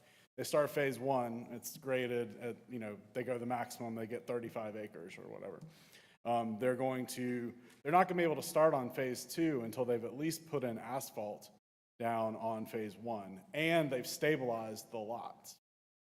And so that site is stable, and they're probably at the point where they're just building houses. And so each lot can be, they can start kind of working on those lots. And individual lots are a lot easier to maintain, a lot easier to keep ground cover on, things like that, than a 35 acres open at one time. And so what's going to happen, or what I expect to happen, is that because our permits are only 2-year permits, they're only going to come in the first time and they're going to get that 35 acres. And so they're going to say, okay, we're just going to do phase 1, and it's going to be our 35 acres. And they're going to know they can't come in for that second permit, and they can't get that second permit until they've got that first layer of asphalt down, they've got their lot stabilized. That part might take 2 years on and of itself. And so they're not going to want to come in and even, they're not going to pay their plan review fees. They're not going to pay for a new permit to move on to phase 2 that they can't start on until they're ready. So I think in some ways that enforcement, or that part, is going to do itself. The other side of it is we have staff on our team that we're out inspecting almost every day. We hit all of our sites, almost all of our sites, once a month. Our goal is once a month. We're trying to hire another team member, another inspector, hopefully soon, to get more boots on the ground inspecting sites. And so, we're going to be looking at the plans, the erosion control plans that we issue their land disturbance permits for.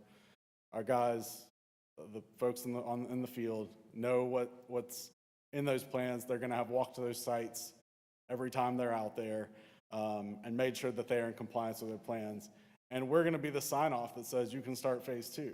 And I think we've put some really strong, measures that you have to do in order to get that second permit and start your next round of land disturbance. Thank you. I appreciate that. And I had another question around the grading side of things, of just wondering, will this now limit the way the grading works? Instances where we've seen happening now currently is where that giant drops of like developments going to grade land, but that leads to like a 10-15 foot drop from the properties behind it. I can't say for sure this will affect that.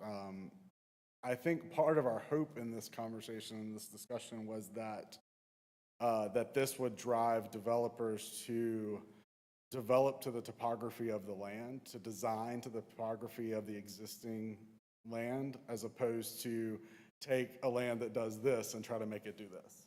That was one of the things we had a lot of discussion about. How can we try to incentivize that? We've had that discussion with the development community as well, because that's what, ultimately it's better for the environment, it's better for the land, it's better soil for them to work, because it's actually starts as topsoil that they're working with.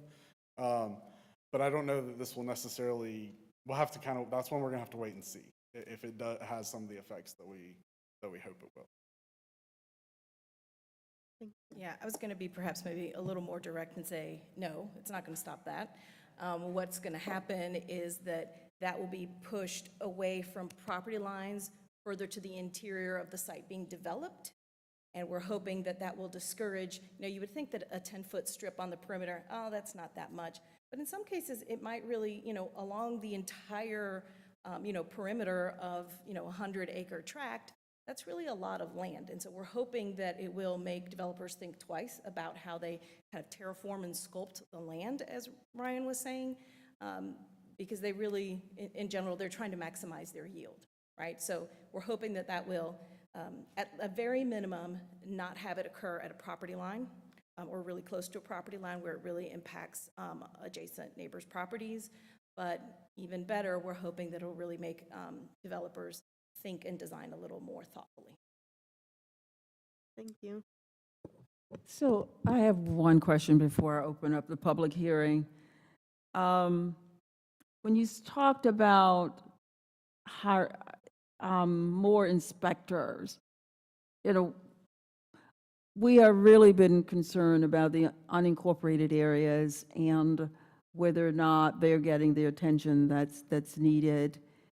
So when you talk about more inspectors, are you talking about hiring more inspectors to ensure that the unincorporated areas are getting the attention that they need? Say more about that, if you will, please. Sure. So when I say inspectors, technically they're erosion control technicians are their positions. We currently have 3 on staff and an erosion control supervisor that are our primary folks that are doing erosion control inspections with the sites with land disturbance permits. The board approved us adding a 4th, and we're doing interviews right now for that. And so we hope to have more boots on the ground. What we inspect are permitted sites, regardless of whether they're inside or outside city limits. And so our inspections are on development projects, not necessarily just general, around the county in general. We get complaints or calls when someone is doing development that we don't know about, and we go out and enforce on those and require them to get permits as necessary. And then when they have their permit, we put them into the rotation for regular inspection. But when I say inspectors, and I'm talking about our erosion control technicians who are inspecting our permitted sites. Okay. All right, let's hear from the citizens. I've got, I want to open the public hearing. And I've got a few people signed up to speak. We've got 1, 2, Pam Williams, Donna Stanback, Rebecca Freeman. Looks like Wanda, is that Rally, R-A-L-L, Alley? Okay, Wanda, okay, Pam Andrews, and Thomas Freeman, if you'll line up in that order, and 3 minutes each. Now, first slide, okay. Good evening, Chairwoman Howerton and County Commissioners. I am Pam Williams. I am a Durhamite.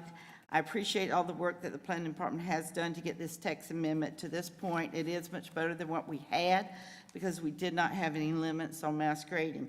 I would like to touch base on the boundary setback and the boundary buffers as addressed in the proposed text amendment. The grading setback as proposed, a minimum of 10-foot undisturbed grading setback, which is greatly needed, as you have seen on the tour in Southeast Durham. However, the allowed disturbances within the grading setback is a major concern, primarily the grading of utilities and infrastructure. I understand that normally it's just crossing it that's allowed, but it doesn't state that. Utilities such as electricity, gas, water, sewer, telephone cable, television service can be in the setback. Infrastructure such as streets, sidewalks, bike accommodations, stormwater management facilities, retention ponds, and sewer and water can be in the setback. Basically, anything can be built within the setback, but the actual dwelling. A variance would not need to be requested for any of these examples because it clearly states that these allowances are for utilities and infrastructure. It doesn't say cross and perpendicular. A setback should be protected and be part of the design constraints incorporated to the site plans. All these allowable encroachments defeat the purpose of a 10-foot disturbed area. I'd like you to take a look at the picture up on the right. This slide shows where a variance was required for tree specimens to allow 2 additional townhomes to be built in the development, which has 865 dwellings, okay? The roadway was shifted to the property line at the top, encroaching on the 20-foot buffer and a 04 opacity due to a retaining wall, which is the solid red lines. No trees can be planted between the sidewalk and existing property. So where is our opacity and where is our setback from the property? Next slide. Thank you. Boundary buffers.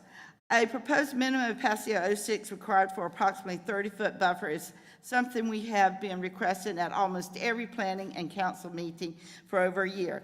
At this location, a 20-foot buffer with a 04 opacity along the perimeter was required. See the picture on the right with retaining wall within 10 feet of the property line and no landscape proposed between the property line and the retaining wall. In addition, a ditch is proposed with riprap stone between the property line and the retaining wall. Where's the 20-foot buffer and the proposed 04 capacity? It doesn't exist. It will never exist. How do you guarantee that a 06 capacity will be provided, or will there always be a hardship, another retaining wall, another house, a sidewalk, in lieu of the proposed opacity, which the residents understood they would get? Next slide. Thank you. Oh, am I over? Okay. There's 2 examples. Thank you. You did good.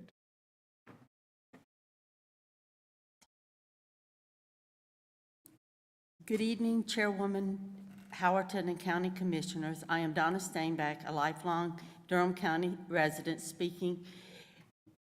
saying that I appreciate the work also that the Planning Department did. We asked for changes and they came up with changes. But the concept I favor has some implementation issues. The view of the Olive Grove project that most of you saw with the site visits with the 15 to 20-foot cliff and the significant tomato soup runoff into Lick Creek is one of the examples. So the chart compares the proposed 50 acres phase max with the example of 56 acres. With a phase of 50 acres, 35 acres would be graded and 15 acres in tree coverage. With the example, 28 acres were graded and 28 acres were in tree preservation. The new amendment would not have given greater protection to the creek than what is currently in place, and we've seen the pictures of how bad that creek was impacted. Mass grading in the Triassic soil basin is highly corrosive and causes sediment pollution in the creeks, wetlands, and lakes. It causes stream bank erosion, ecological damage to terrestrial and aquatic plants, water life, and animals. Heat islands due to loss of trees, and causes blasting. Durham has a larger proportion of Triassic soil than most of its neighbors. Notice at the top of the picture is the floodplain that has the majority of the trees. The new amendment would not have given greater protection to the trees for this site and other sites we analyzed. Not one additional tree would have been saved. We also need mature trees scattered inside the sites versus just around the edges. Next slide. We are requesting a change to the maximum of 35 acres graded to a maximum of 20 acres graded per phase. Revised section 13.9, where phase development preliminary plat showing no additional phase exceeding 50 acres. The concept is good and is needed, but the acreage is too large in the proposed ordinance to manage the runoff effectively. We can see from the previous example that 28 acres graded led to an ecological disaster.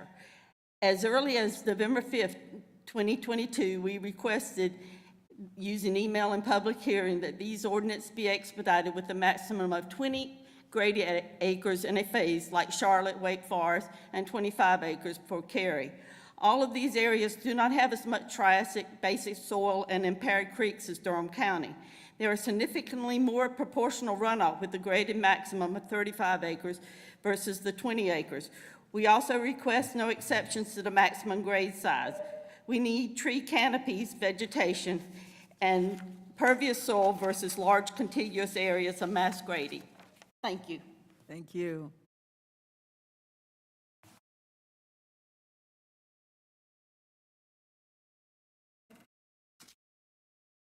Good evening, Commissioners, Madam Chair, and Howard to the Commissioners. I'm Rebecca Freeman. I reside at 1818 Southview Road, Durham, NC, and I'm a lifelong resident of Durham County. Thanks to the Planning Department for moving this forward, and we appreciate the efforts. But I want to point your attention to the slide that was taken September 9th, and this is the runoff, not the creek, the runoff from the site that you saw earlier. This is the runoff. This is double silted fence. Could you go back 2 slides, please? And to reiterate that now that you've seen the runoff on September 9th, that's not even reached the creek yet, but we did have a lot in the creek too. For this site, 28 acres was unbuildable because of the floodplain as depicted in the blue. So therefore, there's 28 acres that is credited toward the tree preservation and the things that's around that. So then there are only 20 acres that can be graded. This is lower than what the amendment is, that is being proposed. And we're still getting the runoff. Triassic soils rule, and we've got a lot of them out in southeast Durham. This amendment should have a lower grading threshold, 20 acres, as some of our neighbors have who don't have this same Triassic soils that we do. Another issue I need to point to is a tree preservation is not required within the dwelling unit areas. And this is another one here, another picture of this you see where the houses are depicted in the dwelling units. The tree preservation is outside there, so there's no mature trees left among the houses. Development plans and our observations of construction shows that all vegetation is removed within the dwelling unit's layout and no mature tree preservation is left. This amendment does not reflect Durham's urban forestry program nor the efforts of the trees, Durham.org. And this is their website. This is the urban tree plan. According to treesdurham.org, where we plant and preserve trees matters. The proximity to buildings is important. According to board member Katie Levin with treesdurham.org, tree covers help to reduce the urban heat island effects and local pollution, lowering air and ground temperatures through shading and absorption of carbon dioxide. If you live in a place that doesn't have trees, your house and your yard is 10 degrees hotter than people who live around trees, she said, noting that those communities without adequate tree cover are also known to have higher rates of asthma, diabetes, or immune-compromising conditions. And that's exactly what they have in these developments without mature trees within them. According to Durham's urban tree, the way that we're developing is killing us, said Levin. In fact, Durham has such a bad tree cover, our developed spaces are up to 20 degrees hotter than surrounding areas. Number one, this is a difference between life and death for our vulnerable residents. Trees are the difference between life and death. Thank you. Very much.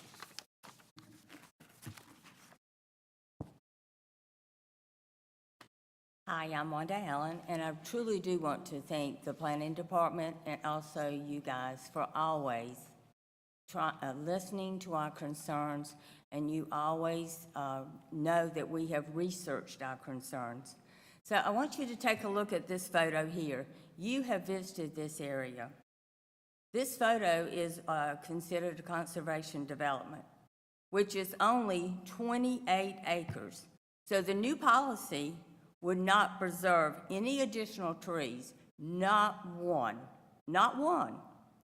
As you have seen, the trees in this photo here line along the creek, the flood bank area, which the developer could not use anyway. So the trees that are in this proposal, the tree preserved in the flood plan, should not be double counted. So remember, when you vote tonight, this example, the additional trees would not have been saved in this proposal. Next slide, please. So let us learn from Wake County and Cary. They have acknowledged to have, they've cut out too many trees due to the development. How it's destroying their environment. They have created the Wake County Tree Canopy Assessment. We all know, we've known it, that trees provide quality of life. It cleans the air that we breathe, filters the water we drink, and reduces the impact on changing climate. But there's also economic impact. Per residence, per the Wake County Tree Canopy reports, states annually 19.5 pounds of air pollution is captured, 7,174 gallons of stormwater, and absorbs 734 pounds of carbon dioxide. This is a capital benefit. It's estimated at $2,800 per, $2,834 per person. So as in Wake County in 2020 alone, residents were approximately 1,120,000. So Wake County's got it. They understand that it has an economic impact. So they have, in this study that you see on the screen, $3.3 million they're estimated. So let's take the data and information that we know and let us learn how trees provide substantial value to our lives and also to our community. Do not vote for this. Let's do better. Thank you. Thank you. Pam? Thank you so much. All right. My name is Pamela Andrews, 6108 Wake Forest Highway. Good evening, Chairman Howerton, Vice Chair Jacobs, and Commissioners. I again want to thank you sincerely for coming out to see Southeast Durham and visiting with our community to see the impacts of mass grading. Sincerely, I thank you. The various examples I will show today are just two examples of how tree preservation buffers and riparian buffers, which are meant to protect the environment, are failing to protect the trees. In slide 1 and above, the tree variance is a current project which was given to remove 57 specimen trees to accommodate 5 additional homes and about a half a mile of sewer as shown in the photo. Why wasn't this plan designed so the trees would not be sacrificed in the protected buffer? Will the new plan address this? I'm afraid not.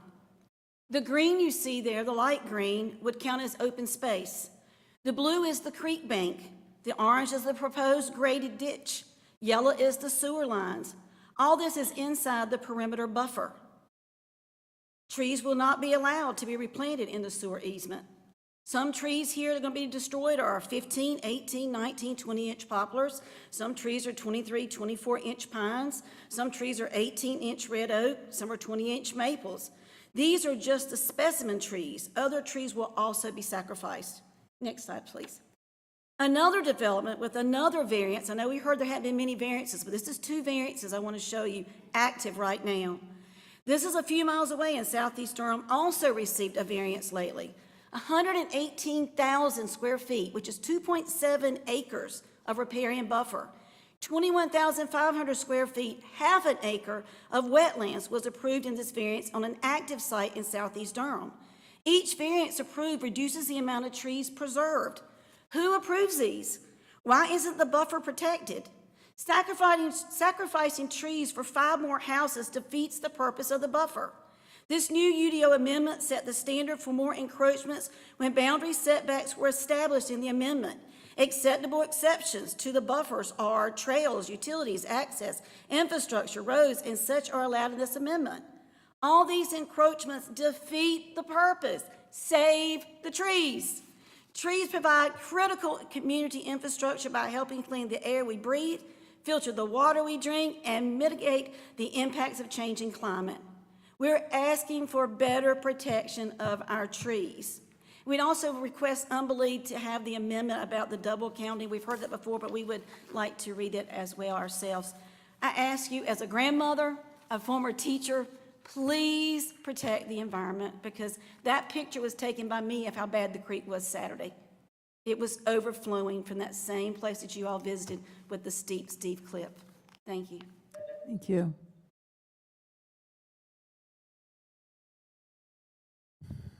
How much time do I have? 3 minutes. 3 minutes. Is there a countdown clock that I could view? Right here. Okay, thank you. She's- Before I get started, She's got one over there. okay, thank you. Before I get started, I'd like the record to show that one of my colleagues with Preserve Rural Durham is prevented from speaking because the cards were collected before she got here. So just let the record show that, please.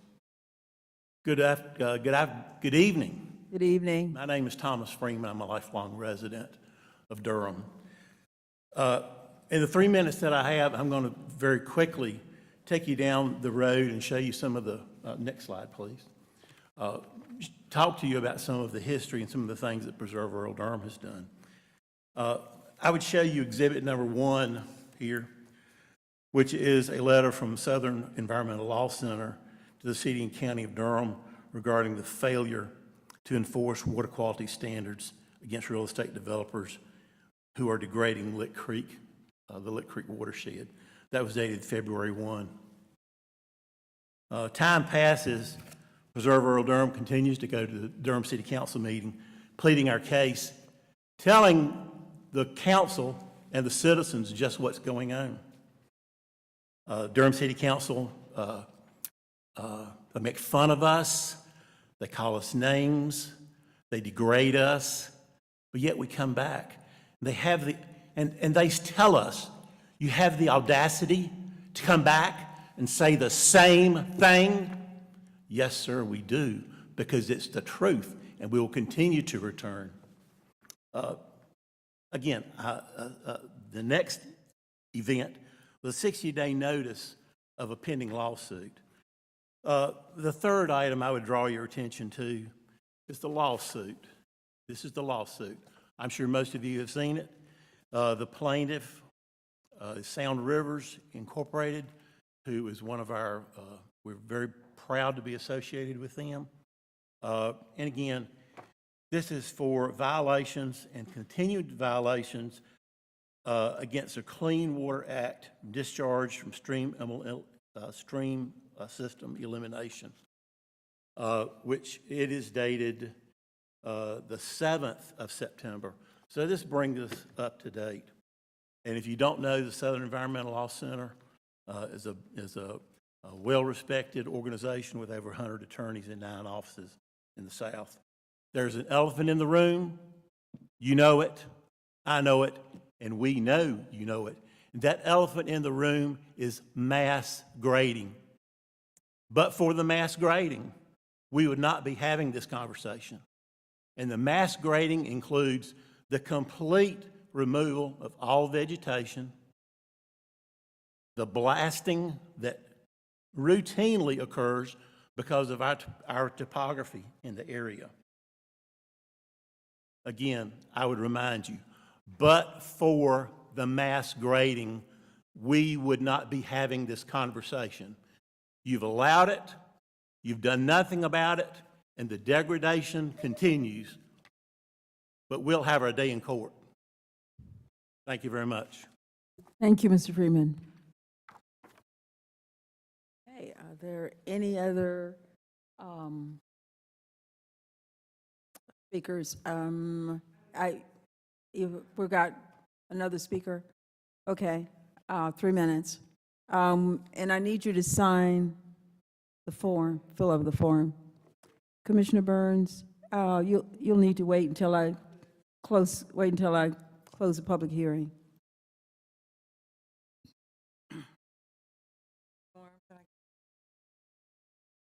Okay, thank you. Good evening. My name's Robin Barefoot. Thank you, Madam Chair, for recognizing me. To be clear, I am a friend of all these Preserve Rural Durham folks, and I certainly do stand with them in a number of things. I'm not officially a member of their organization, so let the record show that, as Tom was willing to let the record show that I had arrived late tonight. So I really do give credit to the planning department, as we all have tonight, for tackling what I think is a complicated matter. I think, unfortunately, that we are making an assumption that the developers are going to work with good faith as they do their work in the county. And I think that the lawsuit is evidence of the fact that they're not operating in good faith. I don't think that they're following the rules. I do think that there are rules. I know that I've read Article 15 of the UDO, and I know there are enforcement mechanisms. There are violations, there are fines, there are penalties. But I'm imagining that the planning department and the inspections department, has a lack of capacity to do that kind of detailed work. And once a month would not even come close to keeping up with the kind of violations that we're dealing with. Excuse me. I think there are other developers who would do their job in different ways. I think there are certain developers that come in and want to go fast, they want to go far, they want to build a lot, and then they want to leave, and it is a maximum of yield, I think was the phrase used by the planning department a couple of times. But there are other developers that I think have other priorities. And I think that we are writing ordinances that those kinds of developers would heed and pay attention to. I don't think we have those kind of developers that are currently operating in Durham County. And so while I think the city was persuaded to pass this ordinance amendment because it is a good step in the right direction, and I don't disagree with that characterization, but I don't think it's nearly enough. And so I would much prefer that there be a very finite halt to the masquerading. Just say no. I think we write the rules. I think you guys are the government, so you get to write the rules. I think we say no to the developers. We don't have to say yes to everything they ask for until we can catch up with ourselves and write the kinds of ordinances that will protect residents and the environment. Durham is a beautiful place. People are coming to Durham because it is beautiful, it's historic, it's edgy, it's gritty, it's got great food, it's got universities. They are no longer going to want to come when it is built out in a fashion that really denigrates and desecrates all of those aspects. So thank you again for recognizing me, letting me speak. I praise you all for the job that you attempt to do, and I will fill out the form. Appreciate it. Thank you. Thank you. Okay, so I will close the public hearing, bring this issue back to the board. Are there any other questions or concerns you have for staff? Commissioner, I think Commissioner Burns was first, and then Commissioner Malcolm. Y'all are making this so hard for us, and it's not the residents. It really isn't. If I would go back and look at myself on video when I first got elected, I ain't going to hear nothing about tree canopies. I really seriously didn't. I didn't trust the people that talked to me about tree canopies. I did not like how much they talked about how much we needed them in black communities, and that was all they wanted to talk to me about because I was black. Like, that ain't y'all. I'm just saying that was the case my first year, and it really used to tick me off. They said if we have more tree canopies in urban communities, then black children won't have asthma. No, if they ain't live in buildings with lead paint and roaches, they wouldn't have asthma. So miss me with the trees. But I am at a new place now as a learned elected official. And on a 104-degree day, the asphalt shouldn't be 139 degrees when my dog walk on it. Now, that's where I am now. Here's my struggle. I do think this is a step in the right direction, and I don't necessarily have a problem with it. The problem is we have the benefit of drinking out of your water hose and theirs. So I'm sitting up here. I usually pay attention when people are talking. Not tonight. I'm Googling the Wake County tree canopy assessment and trying to figure out why can't we do one of those and figure out like how bad it is. I'm sitting up here trying to figure out why Wake Forest and Raleigh did 20 acres of mass grading as opposed to 25. That is not an indictment of the staff. But what I do know and what I do agree with is that we have developers not working in good faith. And right now, they're not tearing up the houses of the people in this room yet. They're going to be tearing up our neighborhoods in a minute. And I know that we gave y'all another person to investigate, but I'm really sitting up here struggling, trying to understand how these investigations are not coming to fruition. And last week, my daddy got mad at me because I said the seismographs are not seismographing. He's really upset about that because my daddy built the seismograph and I made it to the state science fair. So he knows that I know that it wasn't checking the ground. I shouldn't have said seismographing. So he's upset. Daddy, I'm sorry. But I really need to understand from the planning department, like, and I'm going to say it like this, like I'm to the point I'm going to start voting no on this stuff. And every time a black woman in this community votes no on this stuff, they get attacked. Bring it on. Bring it on. I am built different. I am built different. I am sick and tired of going in these neighborhoods, seeing cracked houses, seeing ditches, and seeing water that y'all wouldn't stick your toe in, none less your tongue. So I need to know why we couldn't do 20 acres, why we couldn't do it. You gave an answer, but I feel like sometimes I'm a pretty smart lady. Like folks up here operating off of our ignorance because we don't know everything. And I'm kind of tired of it. I really seriously am. And so for the comprehensive plan coming up, that's not an indictment of y'all. Everybody can't do this research. I know the people in my community can't do the research you do, and no Tino Shade, the people in my community can't do the research that y'all do. So I know for doggone sure they being left out of this conversation. So at a certain point, tonight, again, step in a good direction. I don't have a problem with it. I think these are some things that we can work on in the UDO, but I am sick and tired of sitting in this room getting answers and then having a group of people come in with videotape that says the exact opposite. Now, if I got to give y'all more staff to go out and enforce this thing, I am more than happy to do it. I don't know what my colleagues are going to do, but I can't sit here and have another black family sitting between 3 developments, and all the developments got sewer, and the black family don't. So somebody need to figure out how to answer this for me. Now, I ain't even planning on doing all this tonight, but I'm pissed. And this is the first for me. So I want to know why we can't do what other people do at this point, and why people that look like me got to keep suffering in this town.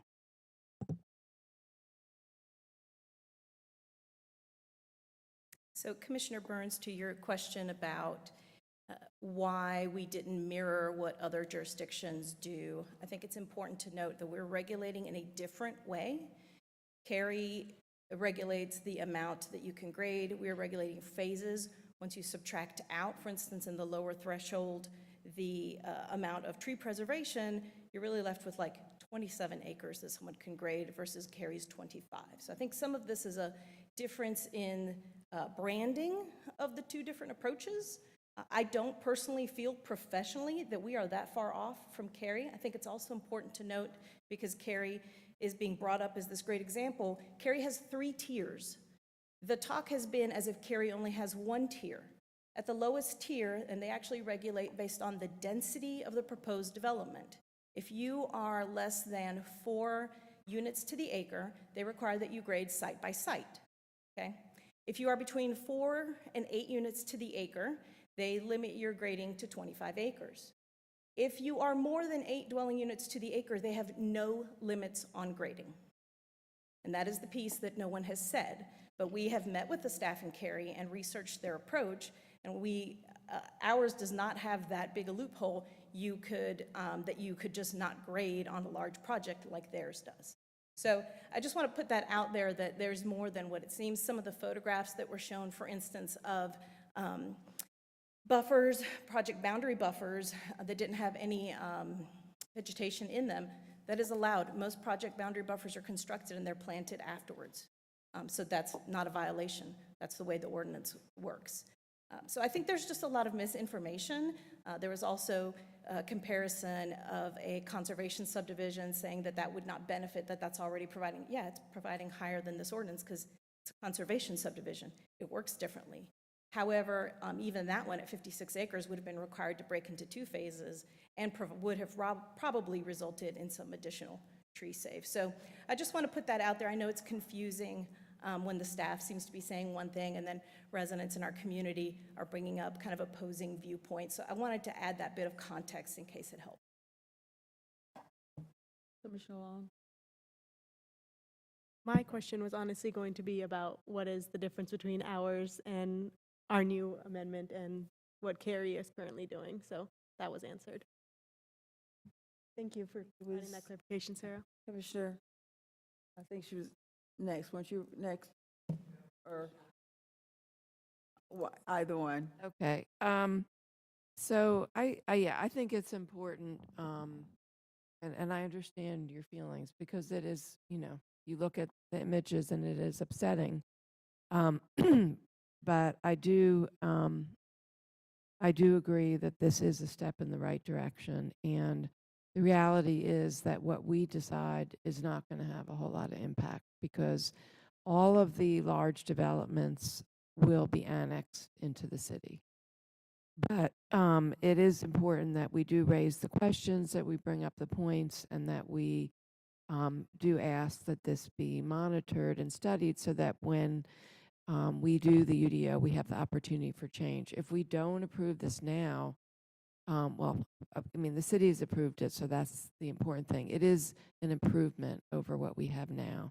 And that's really important because I think Sarah and the staff have been working on this for how long, Sarah?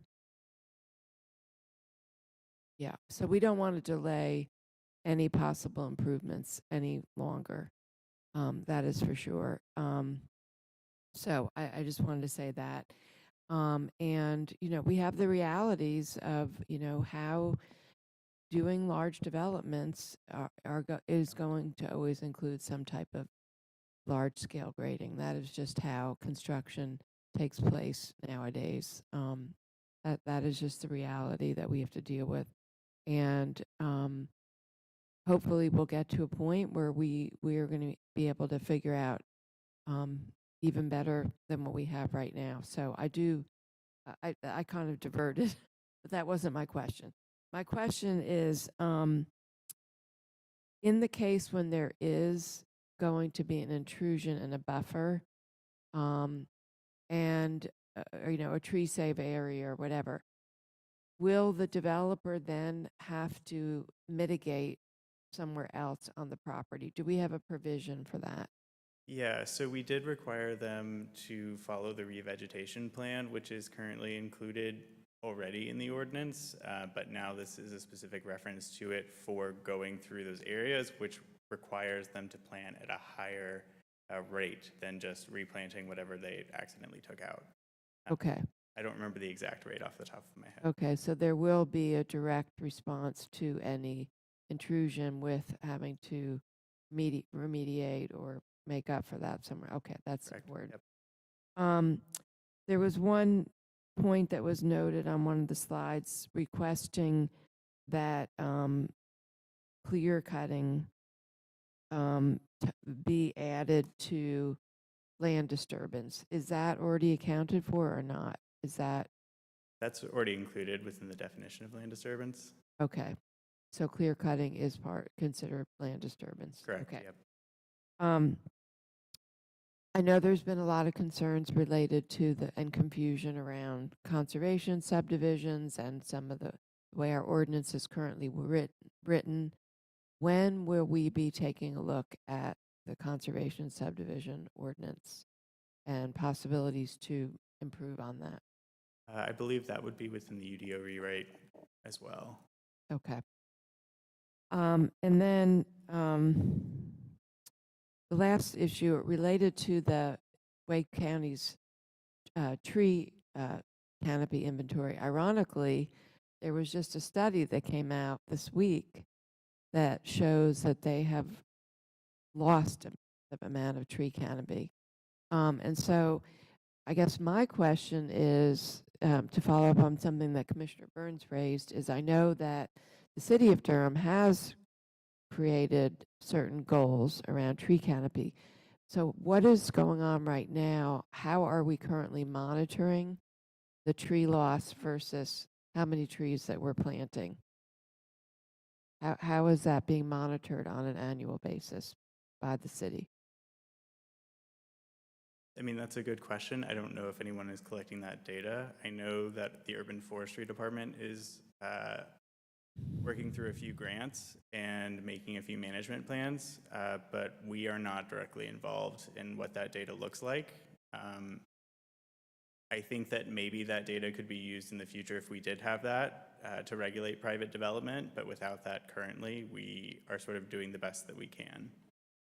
Okay, so Madam Manager, I have a request that we get information from the city related to what are the policies around tree canopy, and you know what is currently being done to measure how many trees are being planted and preserved versus destroyed, and so how is that happening, and how are we going to meet our goals?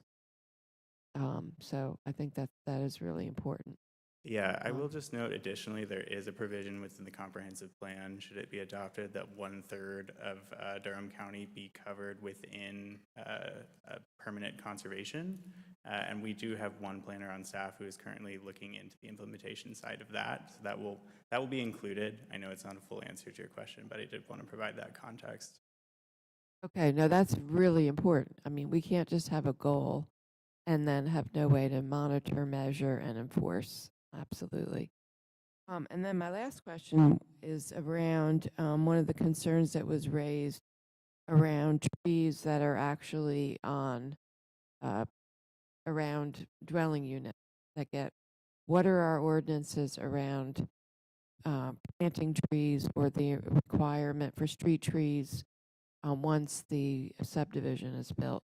Right, so we do require street trees. For any new right-of-way, they're required to be within the right-of-way. That way, if they die or what have you in the future, residents can request a new one from the Urban Forestry Department, which they were not previously able to do. We do have some requirements for vehicle use area plantings as well, so parking lots, things of that nature, screening requirements. We have a lot of things within the landscaping section. Additionally, we currently don't tree preservation areas are supposed to be located outside of private lots. That way, once someone owns the lot, they can't just cut it down later. So it's supposed to be included within common open space, so they don't have that ability or that right. And we hope that by doing the phase development, in which they have to have tree coverage within each phase, as opposed to development now, which will often cluster it or do all of their tree preservation to the side or to the back or what have you, that by doing this, we are increasing folks' ability to live closer to tree coverage within their phases, if that makes sense. So a better distribution of tree coverage.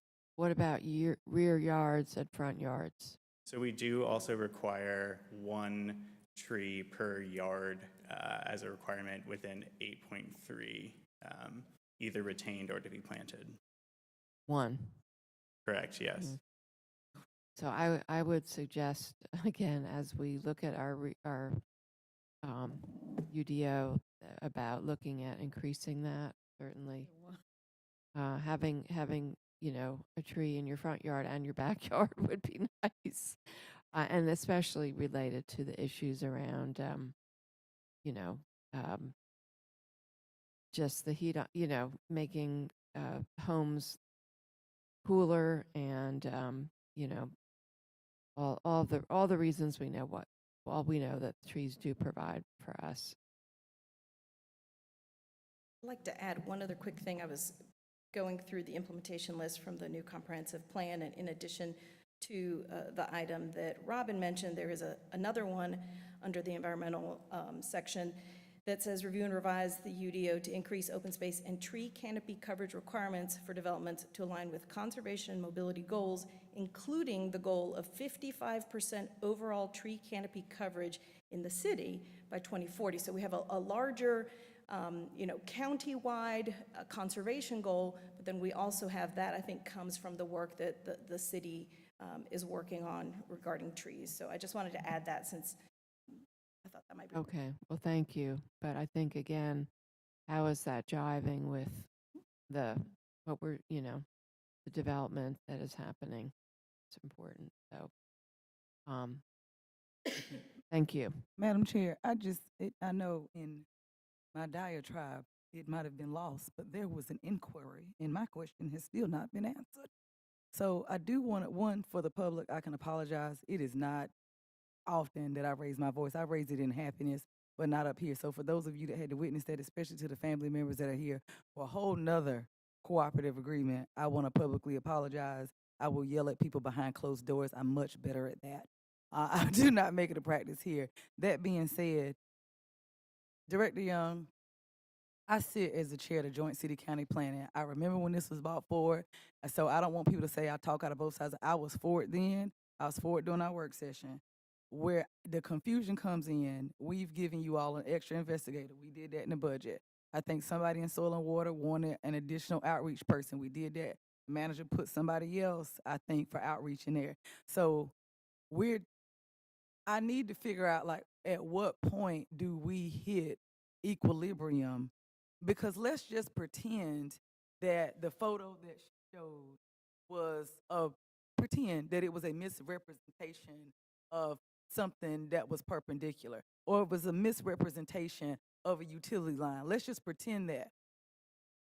I don't want her to leave out of here not knowing that she was wrong. I also don't want your staff to leave out of here thinking we can't work with them because they're always attacking us. So at a certain point, this issue, to that gentleman's point, is more so about mass grading. They came in here today to talk about everything because this is the only opportunity that they really have, because we don't do a whole bunch of public. Let's just call a thing a thing. That's why y'all here tonight. This issue, y'all not really that mad about it. You somewhat mad about it, but you more mad about the fact that you go to the city and you are not treating humanely. So you come over here and now you upset, and now I'm upset. So I do want, because this is a joint staff, at some point I need to know what you need in order for these investigations to be more successful.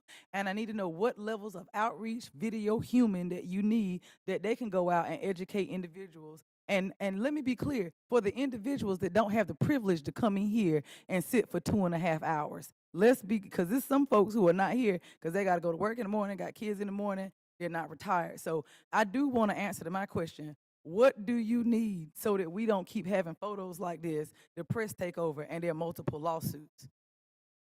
I'm just wondering. So I appreciate that question very much, Commissioner Burns. I'll answer it two ways. Our primary enforcement arm is really done in collaboration through the erosion control folks. So if it's an issue of boots on the ground, really those boots on the ground need to be in Ryan's shop, because they're the ones that are going out there inspecting. I think we're at a really unfortunate point in time where the things that we're seeing on the ground, all those ill effects that we're witnessing, we can't fix those now, right? And it's going to still be a while before we see the fruits of this new labor, the erosion control amendments, this amendment, and hopefully future developments won't repeat the whole point of doing these couple of sets of amendments, is so we don't continue to see the things we're seeing. So I think right now we're in the mode, particularly, I don't want to speak for Ryan, but his team is in the mode of making sure to address violations. So I'm going to let him speak about additional resources that he might need in order to do that quicker, more effectively, whatever. So I want to, I guess, start with noting that these sites in this area have received more inspections than any project in the rest of any projects in the rest of the county. We have about 300 active projects currently. So that put that into context, that we do our best to inspect monthly. Many of these sites have received 4 inspections a month, partly because what happens is, let's say we do a site inspection, the site is found not in compliance. Well, we then give them a compliance deadline. Typically that's 2 weeks, depending on the issue, but most often it's about 2 weeks. We then have to follow up on that because we want to make sure they're brought into compliance. If they are then still not in compliance, that's when we issue an enforcement action or a notice of violation in our case. That notice of violation comes with a $1,000, and I know that's small money, $1,000 reinspection fee, but that's our first step for violations. And so that has happened on several of these sites. We've issued notices of violation. We've issued not in compliance. We've followed up. Sites have been brought into compliance and things like that. The biggest challenge in this part of the county particularly is just a challenge of volume. I don't know the current number, but at one time there were over 700 acres in development, under development, being actively graded in this watershed along Lick Creek, with approximately 50 sediment basins. And the sediment basins are, where that water comes to, it's where it's captured. Sediment basins are designed per our old standards, we've updated them, to dewater within 3 days. And so that water leaves it drains down, and it's meant to hold it for 3 days, roughly 3 days, and then allow those particles to settle out, and then it discharges, and the water leaves the site, and then usually leaves the site. And a lot of that goes to Lake Creek. So a day like Saturday, we got, I don't remember, I know exactly how many inches of rain, but we had a lot of rain on Saturday. We've got 700 acres of ground that, let's say all of it's in compliance. They're still going to generate sediment and runoff. It's still going to go into those sediment basins. And then, because they're all designed to dewater after 3 days, all 50 of them start dewatering. And because we have those Triassic soils that don't settle in 3 days, they settle in more like weeks of time, that water looks like the tomato soup that they're referring to. That assumes all the sites are in perfect compliance, and we still have that. Now, some of the sites are out of compliance. When they're out of compliance, we call them out of compliance. We do everything we can to bring them back into compliance. And I think we've done a pretty good job of that. We've got, our erosion control supervisor, Jonathan McNeil, he's well dedicated to that area of the county. We have extra inspectors on some of those sites because of the size of their sites. And so they're getting regular inspections. We're handing out regular not in compliance. We're handing out NOVs when necessary. But we also have to do that for our other, 280 some odd sites that are not in Lick Creek. We have to inspect those as well. We'll have over, I think it's almost 3,000 acres total across the county that is, under active permit. And so we are dealing with a volume issue. We have requested another position, and I think that's going to help.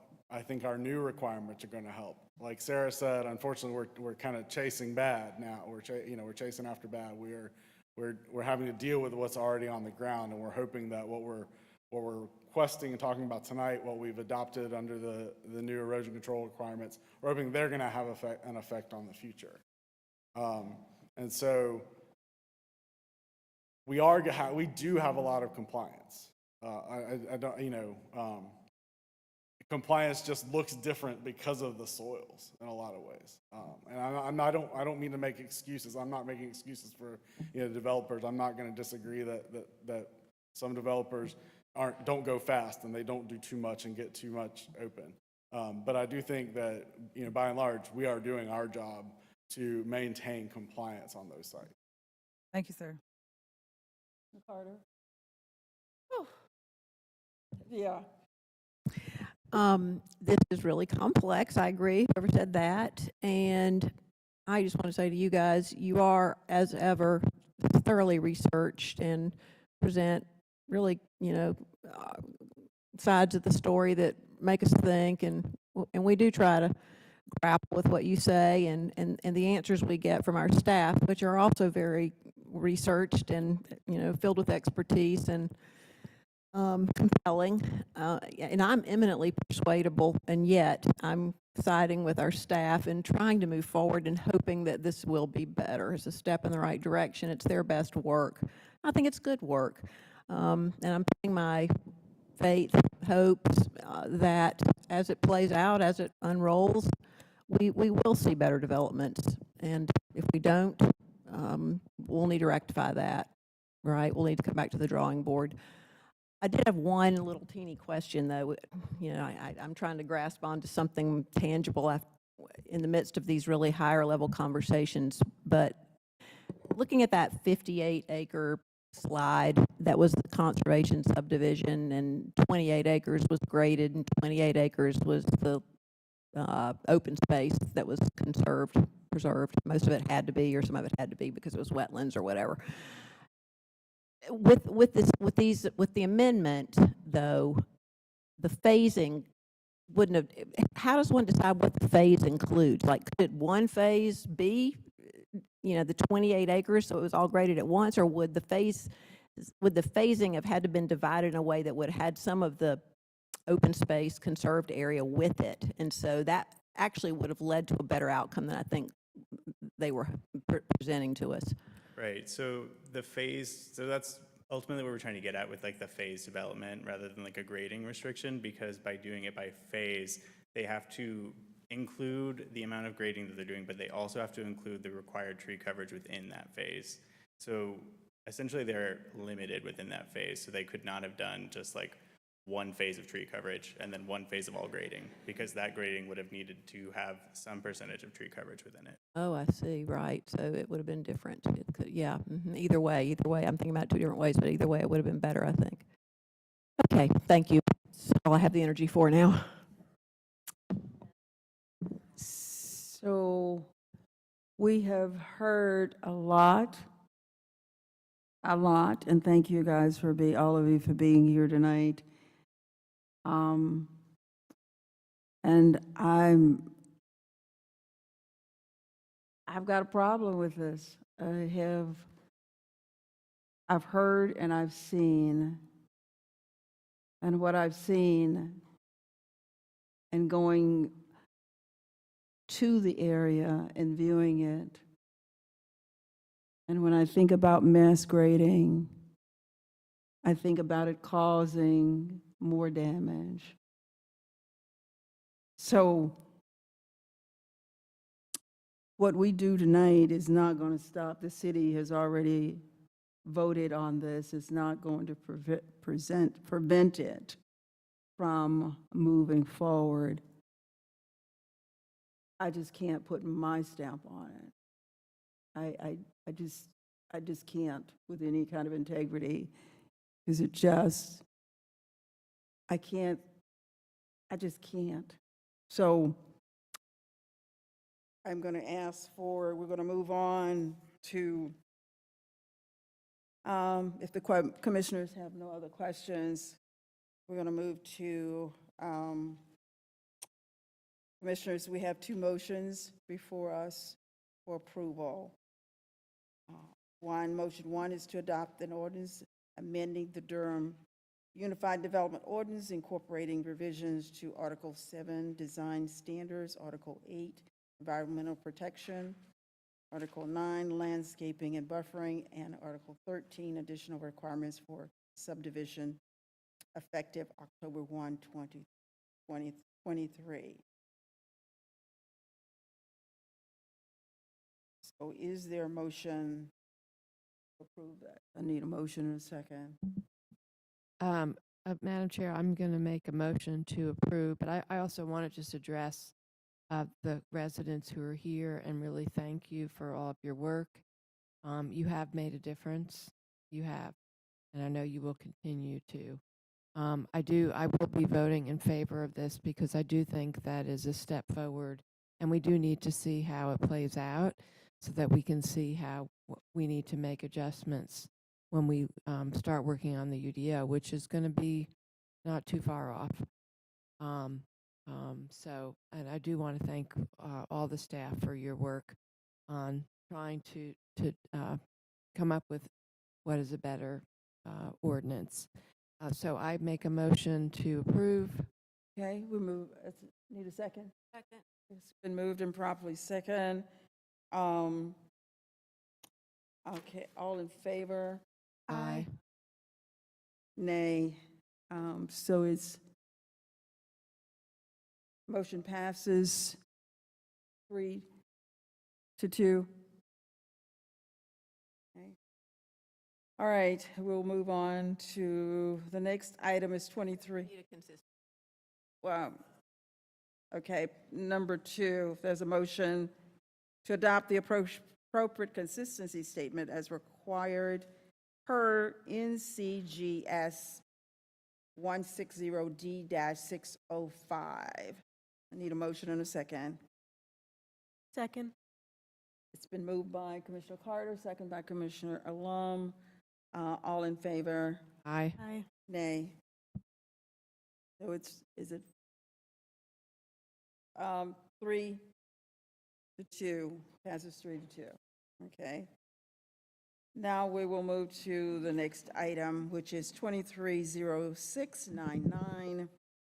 And this is a public hearing to consider the naming request for Carl D. Hodges. The board is requested to hold a public hearing to consider naming conference room 129A and B of the county agriculture building after Caldy Hodges, the first African-American Extension Director in Durham County, the state of North Carolina, and the United States. During this public hearing, the board will hear public comments, provide additional feedback, and approve the request. And Ms. Trapp, our Chief of Staff, is here to provide information. Good evening, Madam Chair, Madam Vice Chair, Commissioners, Madam Manager, and our Attorney Andrews. Thank you for allowing us this opportunity to come back to you in response to our presentation at the work session on last week to share the committee recommendation for the Carl D. Hodges Conference Room, which will be located in the County Agriculture Building in rooms 129A and B.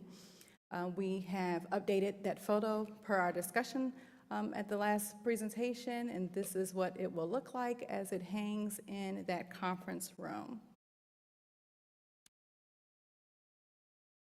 Again, this is where that conference room is located in the County Ag Building, and this is what it will look like hanging there on that wall. At the conclusion of the public hearing, we'll just ask that you all will approve the recommendation by the naming committee. Okay, any questions for staff? That to scale? Commissioner Alam? I just had a question. So I see that it's going to be inside the room. Will there be anything outside the room? Yes, ma'am. okay, never So mind. Sorry, as you enter the hallway here, that's the far picture on the left, you enter the hall. The conference room is located on the right, and there are two doors that enter into the conference room.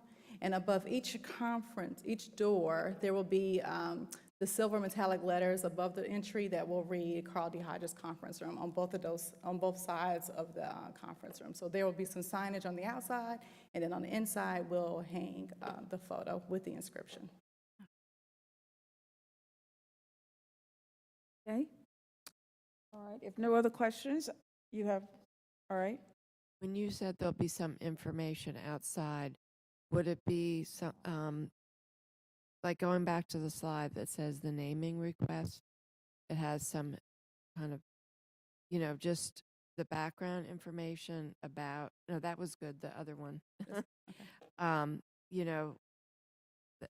mean, just all of the legacy, it would, will some of that information be, actually, this will be part of what's there? Absolutely. In the hallway, there is a display that is set up that Donna Rewalt's team has set up, and it displays some of those newspaper articles. It displays photographs. It has a number of different items that represent the life and the legacy of Mr. Hodges. Okay, fantastic. Thank you. Like Donna might want. We do also have a metallic plaque that we created, which will go with the names that are above the door that will also hang in the hallway.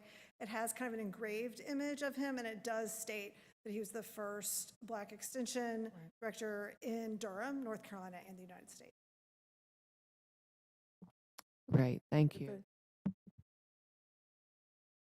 Commissioner Burns? Mine is really quick. That looks huge. Is that to scale? No, it's I was not. about It to is, say.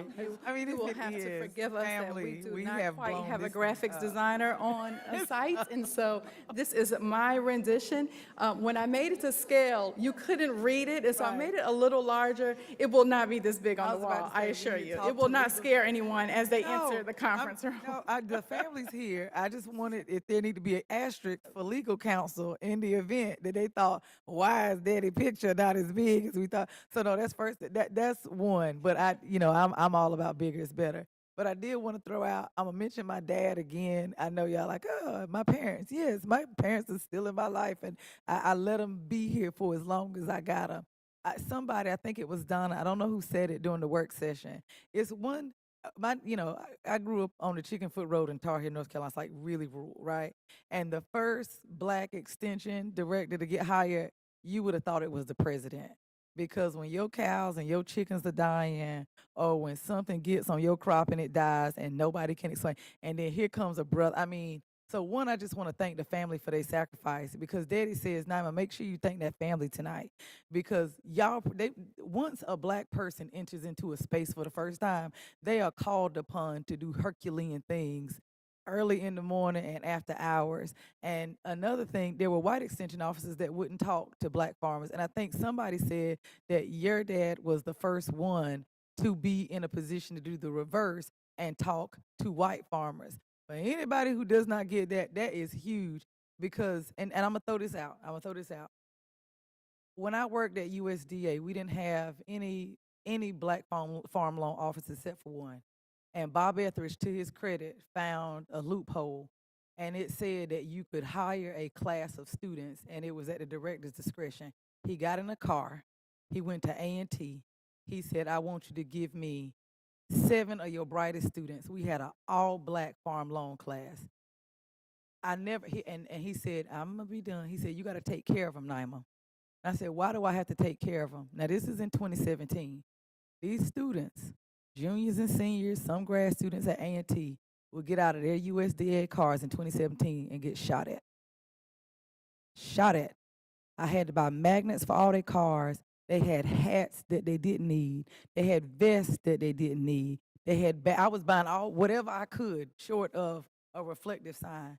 So I don't know what your daddy had to go through, if this is what young people are going through in 2017.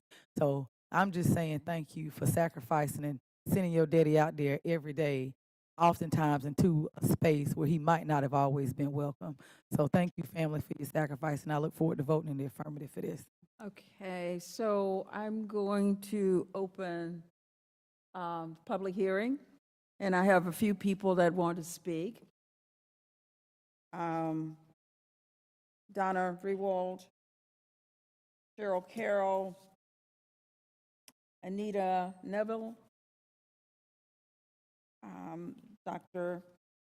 Bernadette Watts, Delphine Sellers, and Carl Hodges, if you'll line up in that order. Thank you, Commissioners. 3 minutes. I'm Donna Rewald. I'm a resident of Durham, and I'm also the proud County Extension Director of our Cooperative Extension Service in Durham County. And on the behalf of our staff and volunteers, I am proud to support our submission to name this conference room after Carl D. Hodges. I'm also very proud to work in a county that would name a conference room after Carl D. Hodges, and to work in a building where I will be near that conference room. When he started work in 1954, he was probably walking in the back door and not the front door of a building very much like ours, and probably could not have imagined that one day that people would be standing here talking about him and naming a conference room after him. And I think that's a great achievement, that we are recognizing his history, his legacy, his life, both as an agent, as a director, as a citizen, as a father. And as a friend, as attested by many of the people here that he has really supported and served over time. I would also like to thank the family of Mr. Hodges for sharing him with us and sharing their stories. This is a named room, but it's also a living legacy. We would like to very much educate and share the story, which is sometimes difficult and also sometimes amazing, of what has happened over these years in Durham County and in the history of agriculture as well. So we are excited that this tribute to our living history is supported by our commissioners and also by our staff and by many wonderful people in the community who will speak much more eloquently about the man, because they knew him very well. I had the pleasure of meeting Carl Hodges on several occasions, but I did not know him like some of the folks you will hear from tonight. So I want to thank all of you, and I want to thank all of them for being here. Thank you, Donna.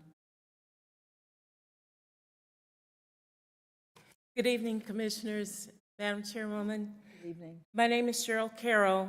I'm the chairperson of the Durham County Cooperative Extension Advisory Council, and we're in support of naming the conference room at the Durham County Extension Office to honor the legacy of Carl Hodges. Mr. Hodges' educational preparation, dedication to community and state service, persistence even in unfavorable circumstances shaped his leadership skills in planning and executing programs benefiting the residents of Durham County, and contributed to the prosperity of Durham County. He could effectively communicate with those alike and unlike, building community bridges and establishing a mutual understanding. Because he was a first in many areas on the county level, state level, and national level, he served as an example of what was possible. He not only walked through the door, but he held the door open for others to mark the way. I came to Durham over 40 years ago, and my family of origin was heavily involved in agriculture. So it was with great interest that I read Carl Hodges' news column, and I listened to his radio broadcasts, and I had an understanding and an appreciation for the significance of his influence. This is just a sampling of the reasons that I can easily and enthusiastically endorse the naming of the conference room for Carl Hodges. Thank you so much. Thank you.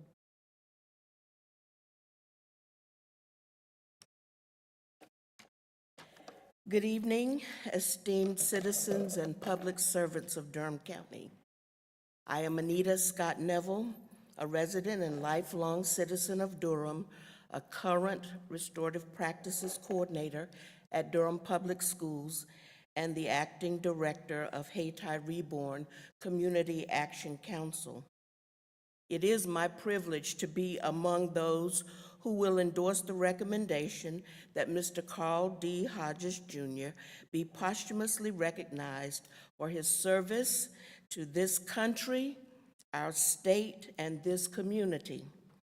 By naming the conference rooms of the County Agricultural Building after Mr. Hodges, a permanent footprint of his remarkable status as the first African-American Extension Director in Durham County, in North Carolina, and in the United States will be in place as another milestone in our community's history.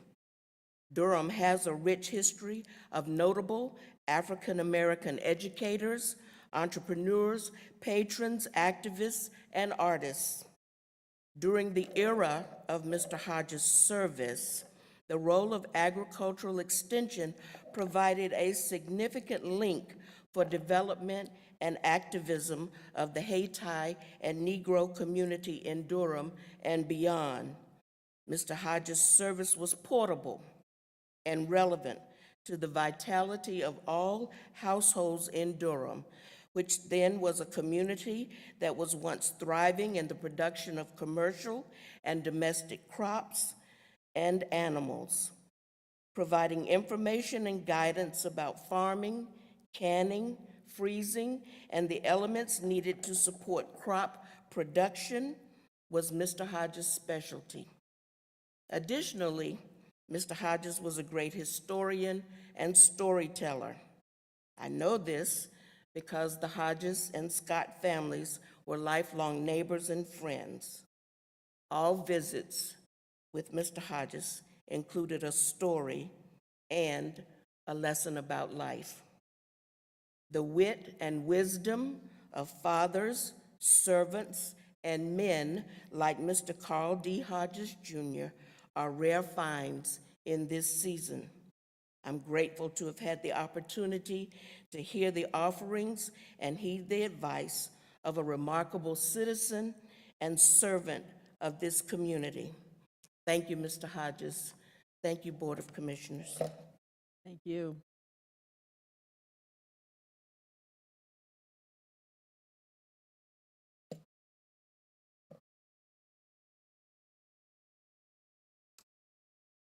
Good evening. I'm Bernadette G. Watts, the very first agent that the renowned Carl D. Hodges hired when he became the first Black County Extension Director in North Carolina, and so they say also the United States. I am a product of his many, many traits and attributes that have already been stated, that is the man I got to know.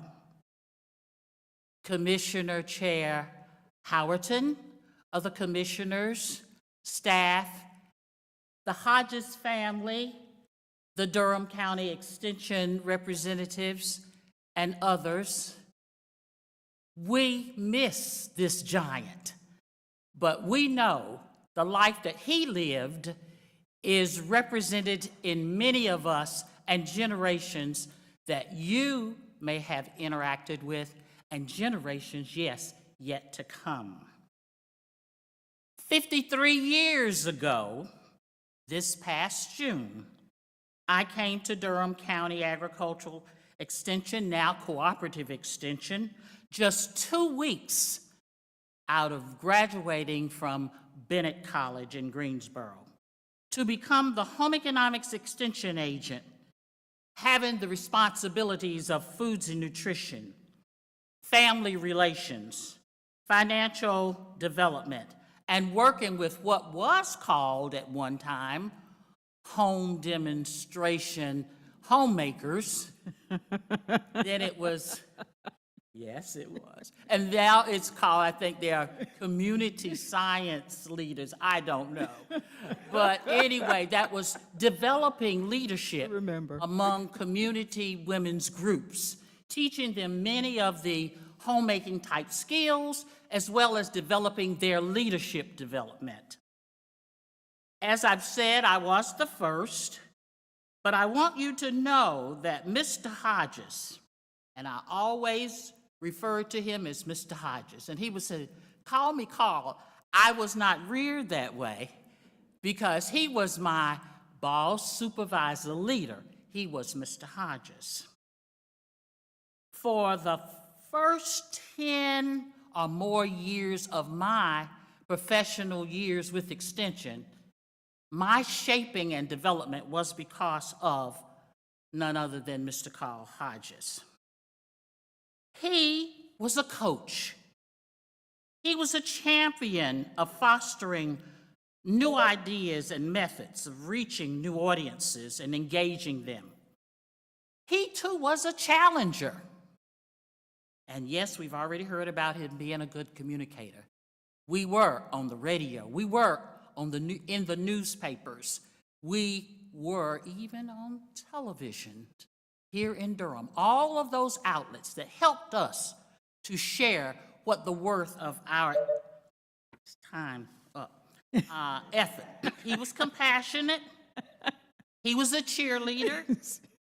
And folk all over the county could tell you about Carl Hodges, as already been said. He could walk with all socioeconomic levels. He was a giant, a man ahead of his time. He had principles that many people today could adopt as a part of their lives. The official naming of this Extension Conference Room is most fitting for the giant. We know he lived a life worth our following, and we encourage you to support and enjoy the Carl D. Hodges Conference Center. May the work he did speak for him. Amen. And the lives he touched continue to soar in our lives. Thank you. Thank you, Ms. Watts.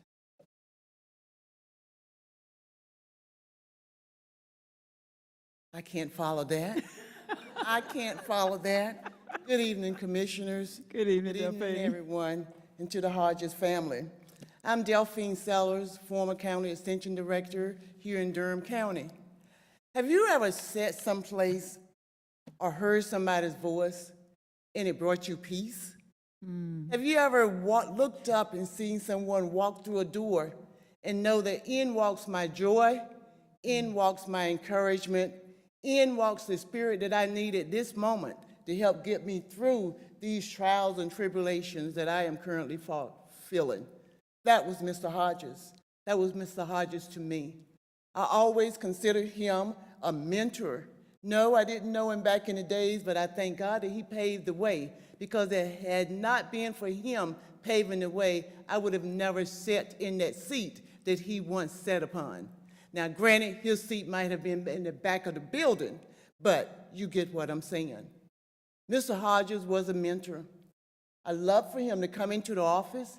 He would sit down with me, and this is not something that you can ask people to give you. This is something that they give you because they see you, they hear you, and they know you. He gave me advice. He gave me bits of wisdom. If there was ever someone who could say to me the who, what, when, where, and how of Durham County, it was Mr. Hodges. And then he would give me a joke. I can't tell you him, I would never tell him that I always understood that joke, but I would smile anyway because it brought me joy. The space that I was allowed to occupy was occupied by some great people that came before me. Among them, in the first is Mr. Hodges. I commend Durham County back in that day to have the foresight to hire this man who would lead this county through such great things. I commend him. And now on this day, I commend you for approving this request because I know you will. Okay? I just know you will. Because when you walk in, and most of you will understand me when I say this, when you walk into a room and the first face that you see as a minority is a minority, it gives you encouragement. When you walk into the room and the first person that you see greets you with a smile, it makes you want to come back. When you walk into a room and the person that you sit down with gives you encouragement, wisdom, and promise, and says, I believe in you, nobody can take that from you. Why?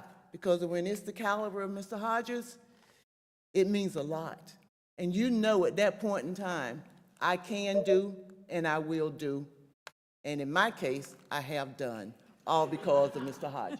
Thank you. Thank you. I mean, I can't follow any of those. And oh, by the way, we do have a farmland off Chickenfoot Road. It's for sale.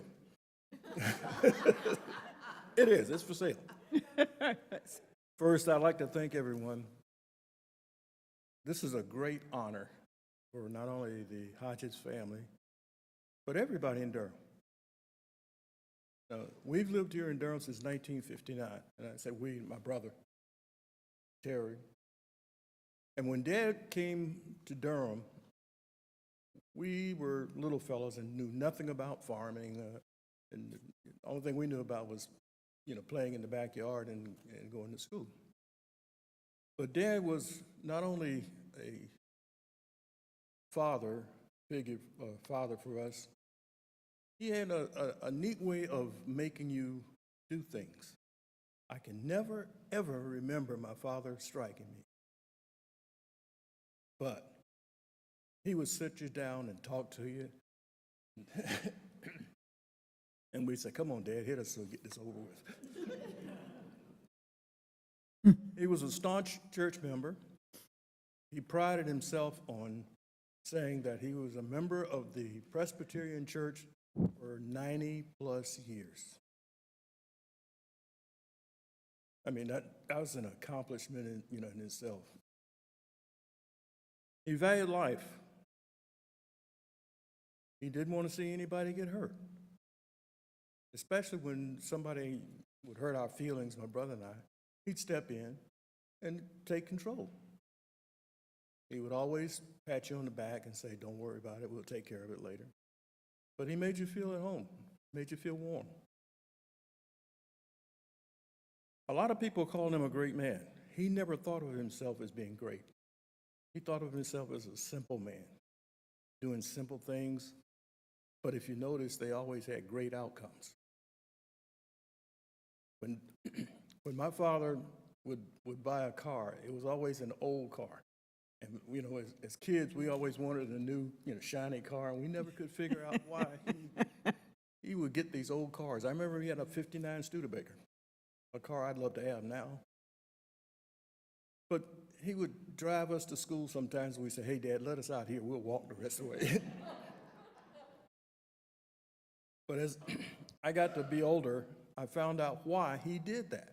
It was to put himself on the same level as a lot of the farmers driving old pickup trucks. He could have had a nice, shiny new car, or, but that old Ford, how many engines did he put in that thing, Terry? Three? Yeah, 3 engines in the Ford, and he drove it every day. That's the type of person he was. He involved us a lot in 4-H stuff. I was grown before I found out what the state fair looked like in daylight. Oops, that's it. But he'd take us over there.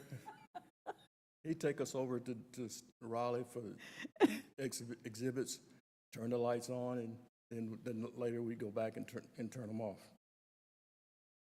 In closing, I want to thank you everyone again, and I want to tell you that in his honor, my brother and 2 sons have started a scholarship. It'll be for $5,000 a year, and it will be to Durham, Durham High School students from Durham County, where he worked, Cumberland County, where he was raised, and Northampton County, where he also worked. Again, thanks, people. And come on down to the Ag Building and see the plaque. We will. Thank you so much. Thank you. Was there a family member that anyone else speak? Okay. Want to come to the mic?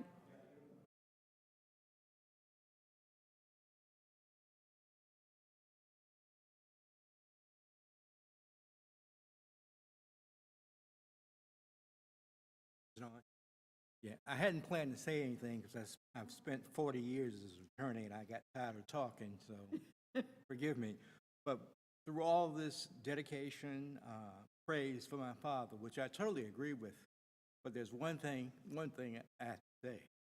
My mother was the basis for all of it. None of his accomplishments could have been done without her. She was the rock. He was the land. So I want to thank you, the Extension Service, and I want to thank the committee on this plaque, this dedication. But also, I want to thank God and my mother. Thank you. Thank you. Thank you. So I will close the public hearing and bring it back to this board. And I will say thank you for bringing this to us. Thank you to the committee that has worked on making this happen for us. Thank you, family, for being here. This is special. You know, it's very special. And I'm sorry I didn't get to know such a very special soul.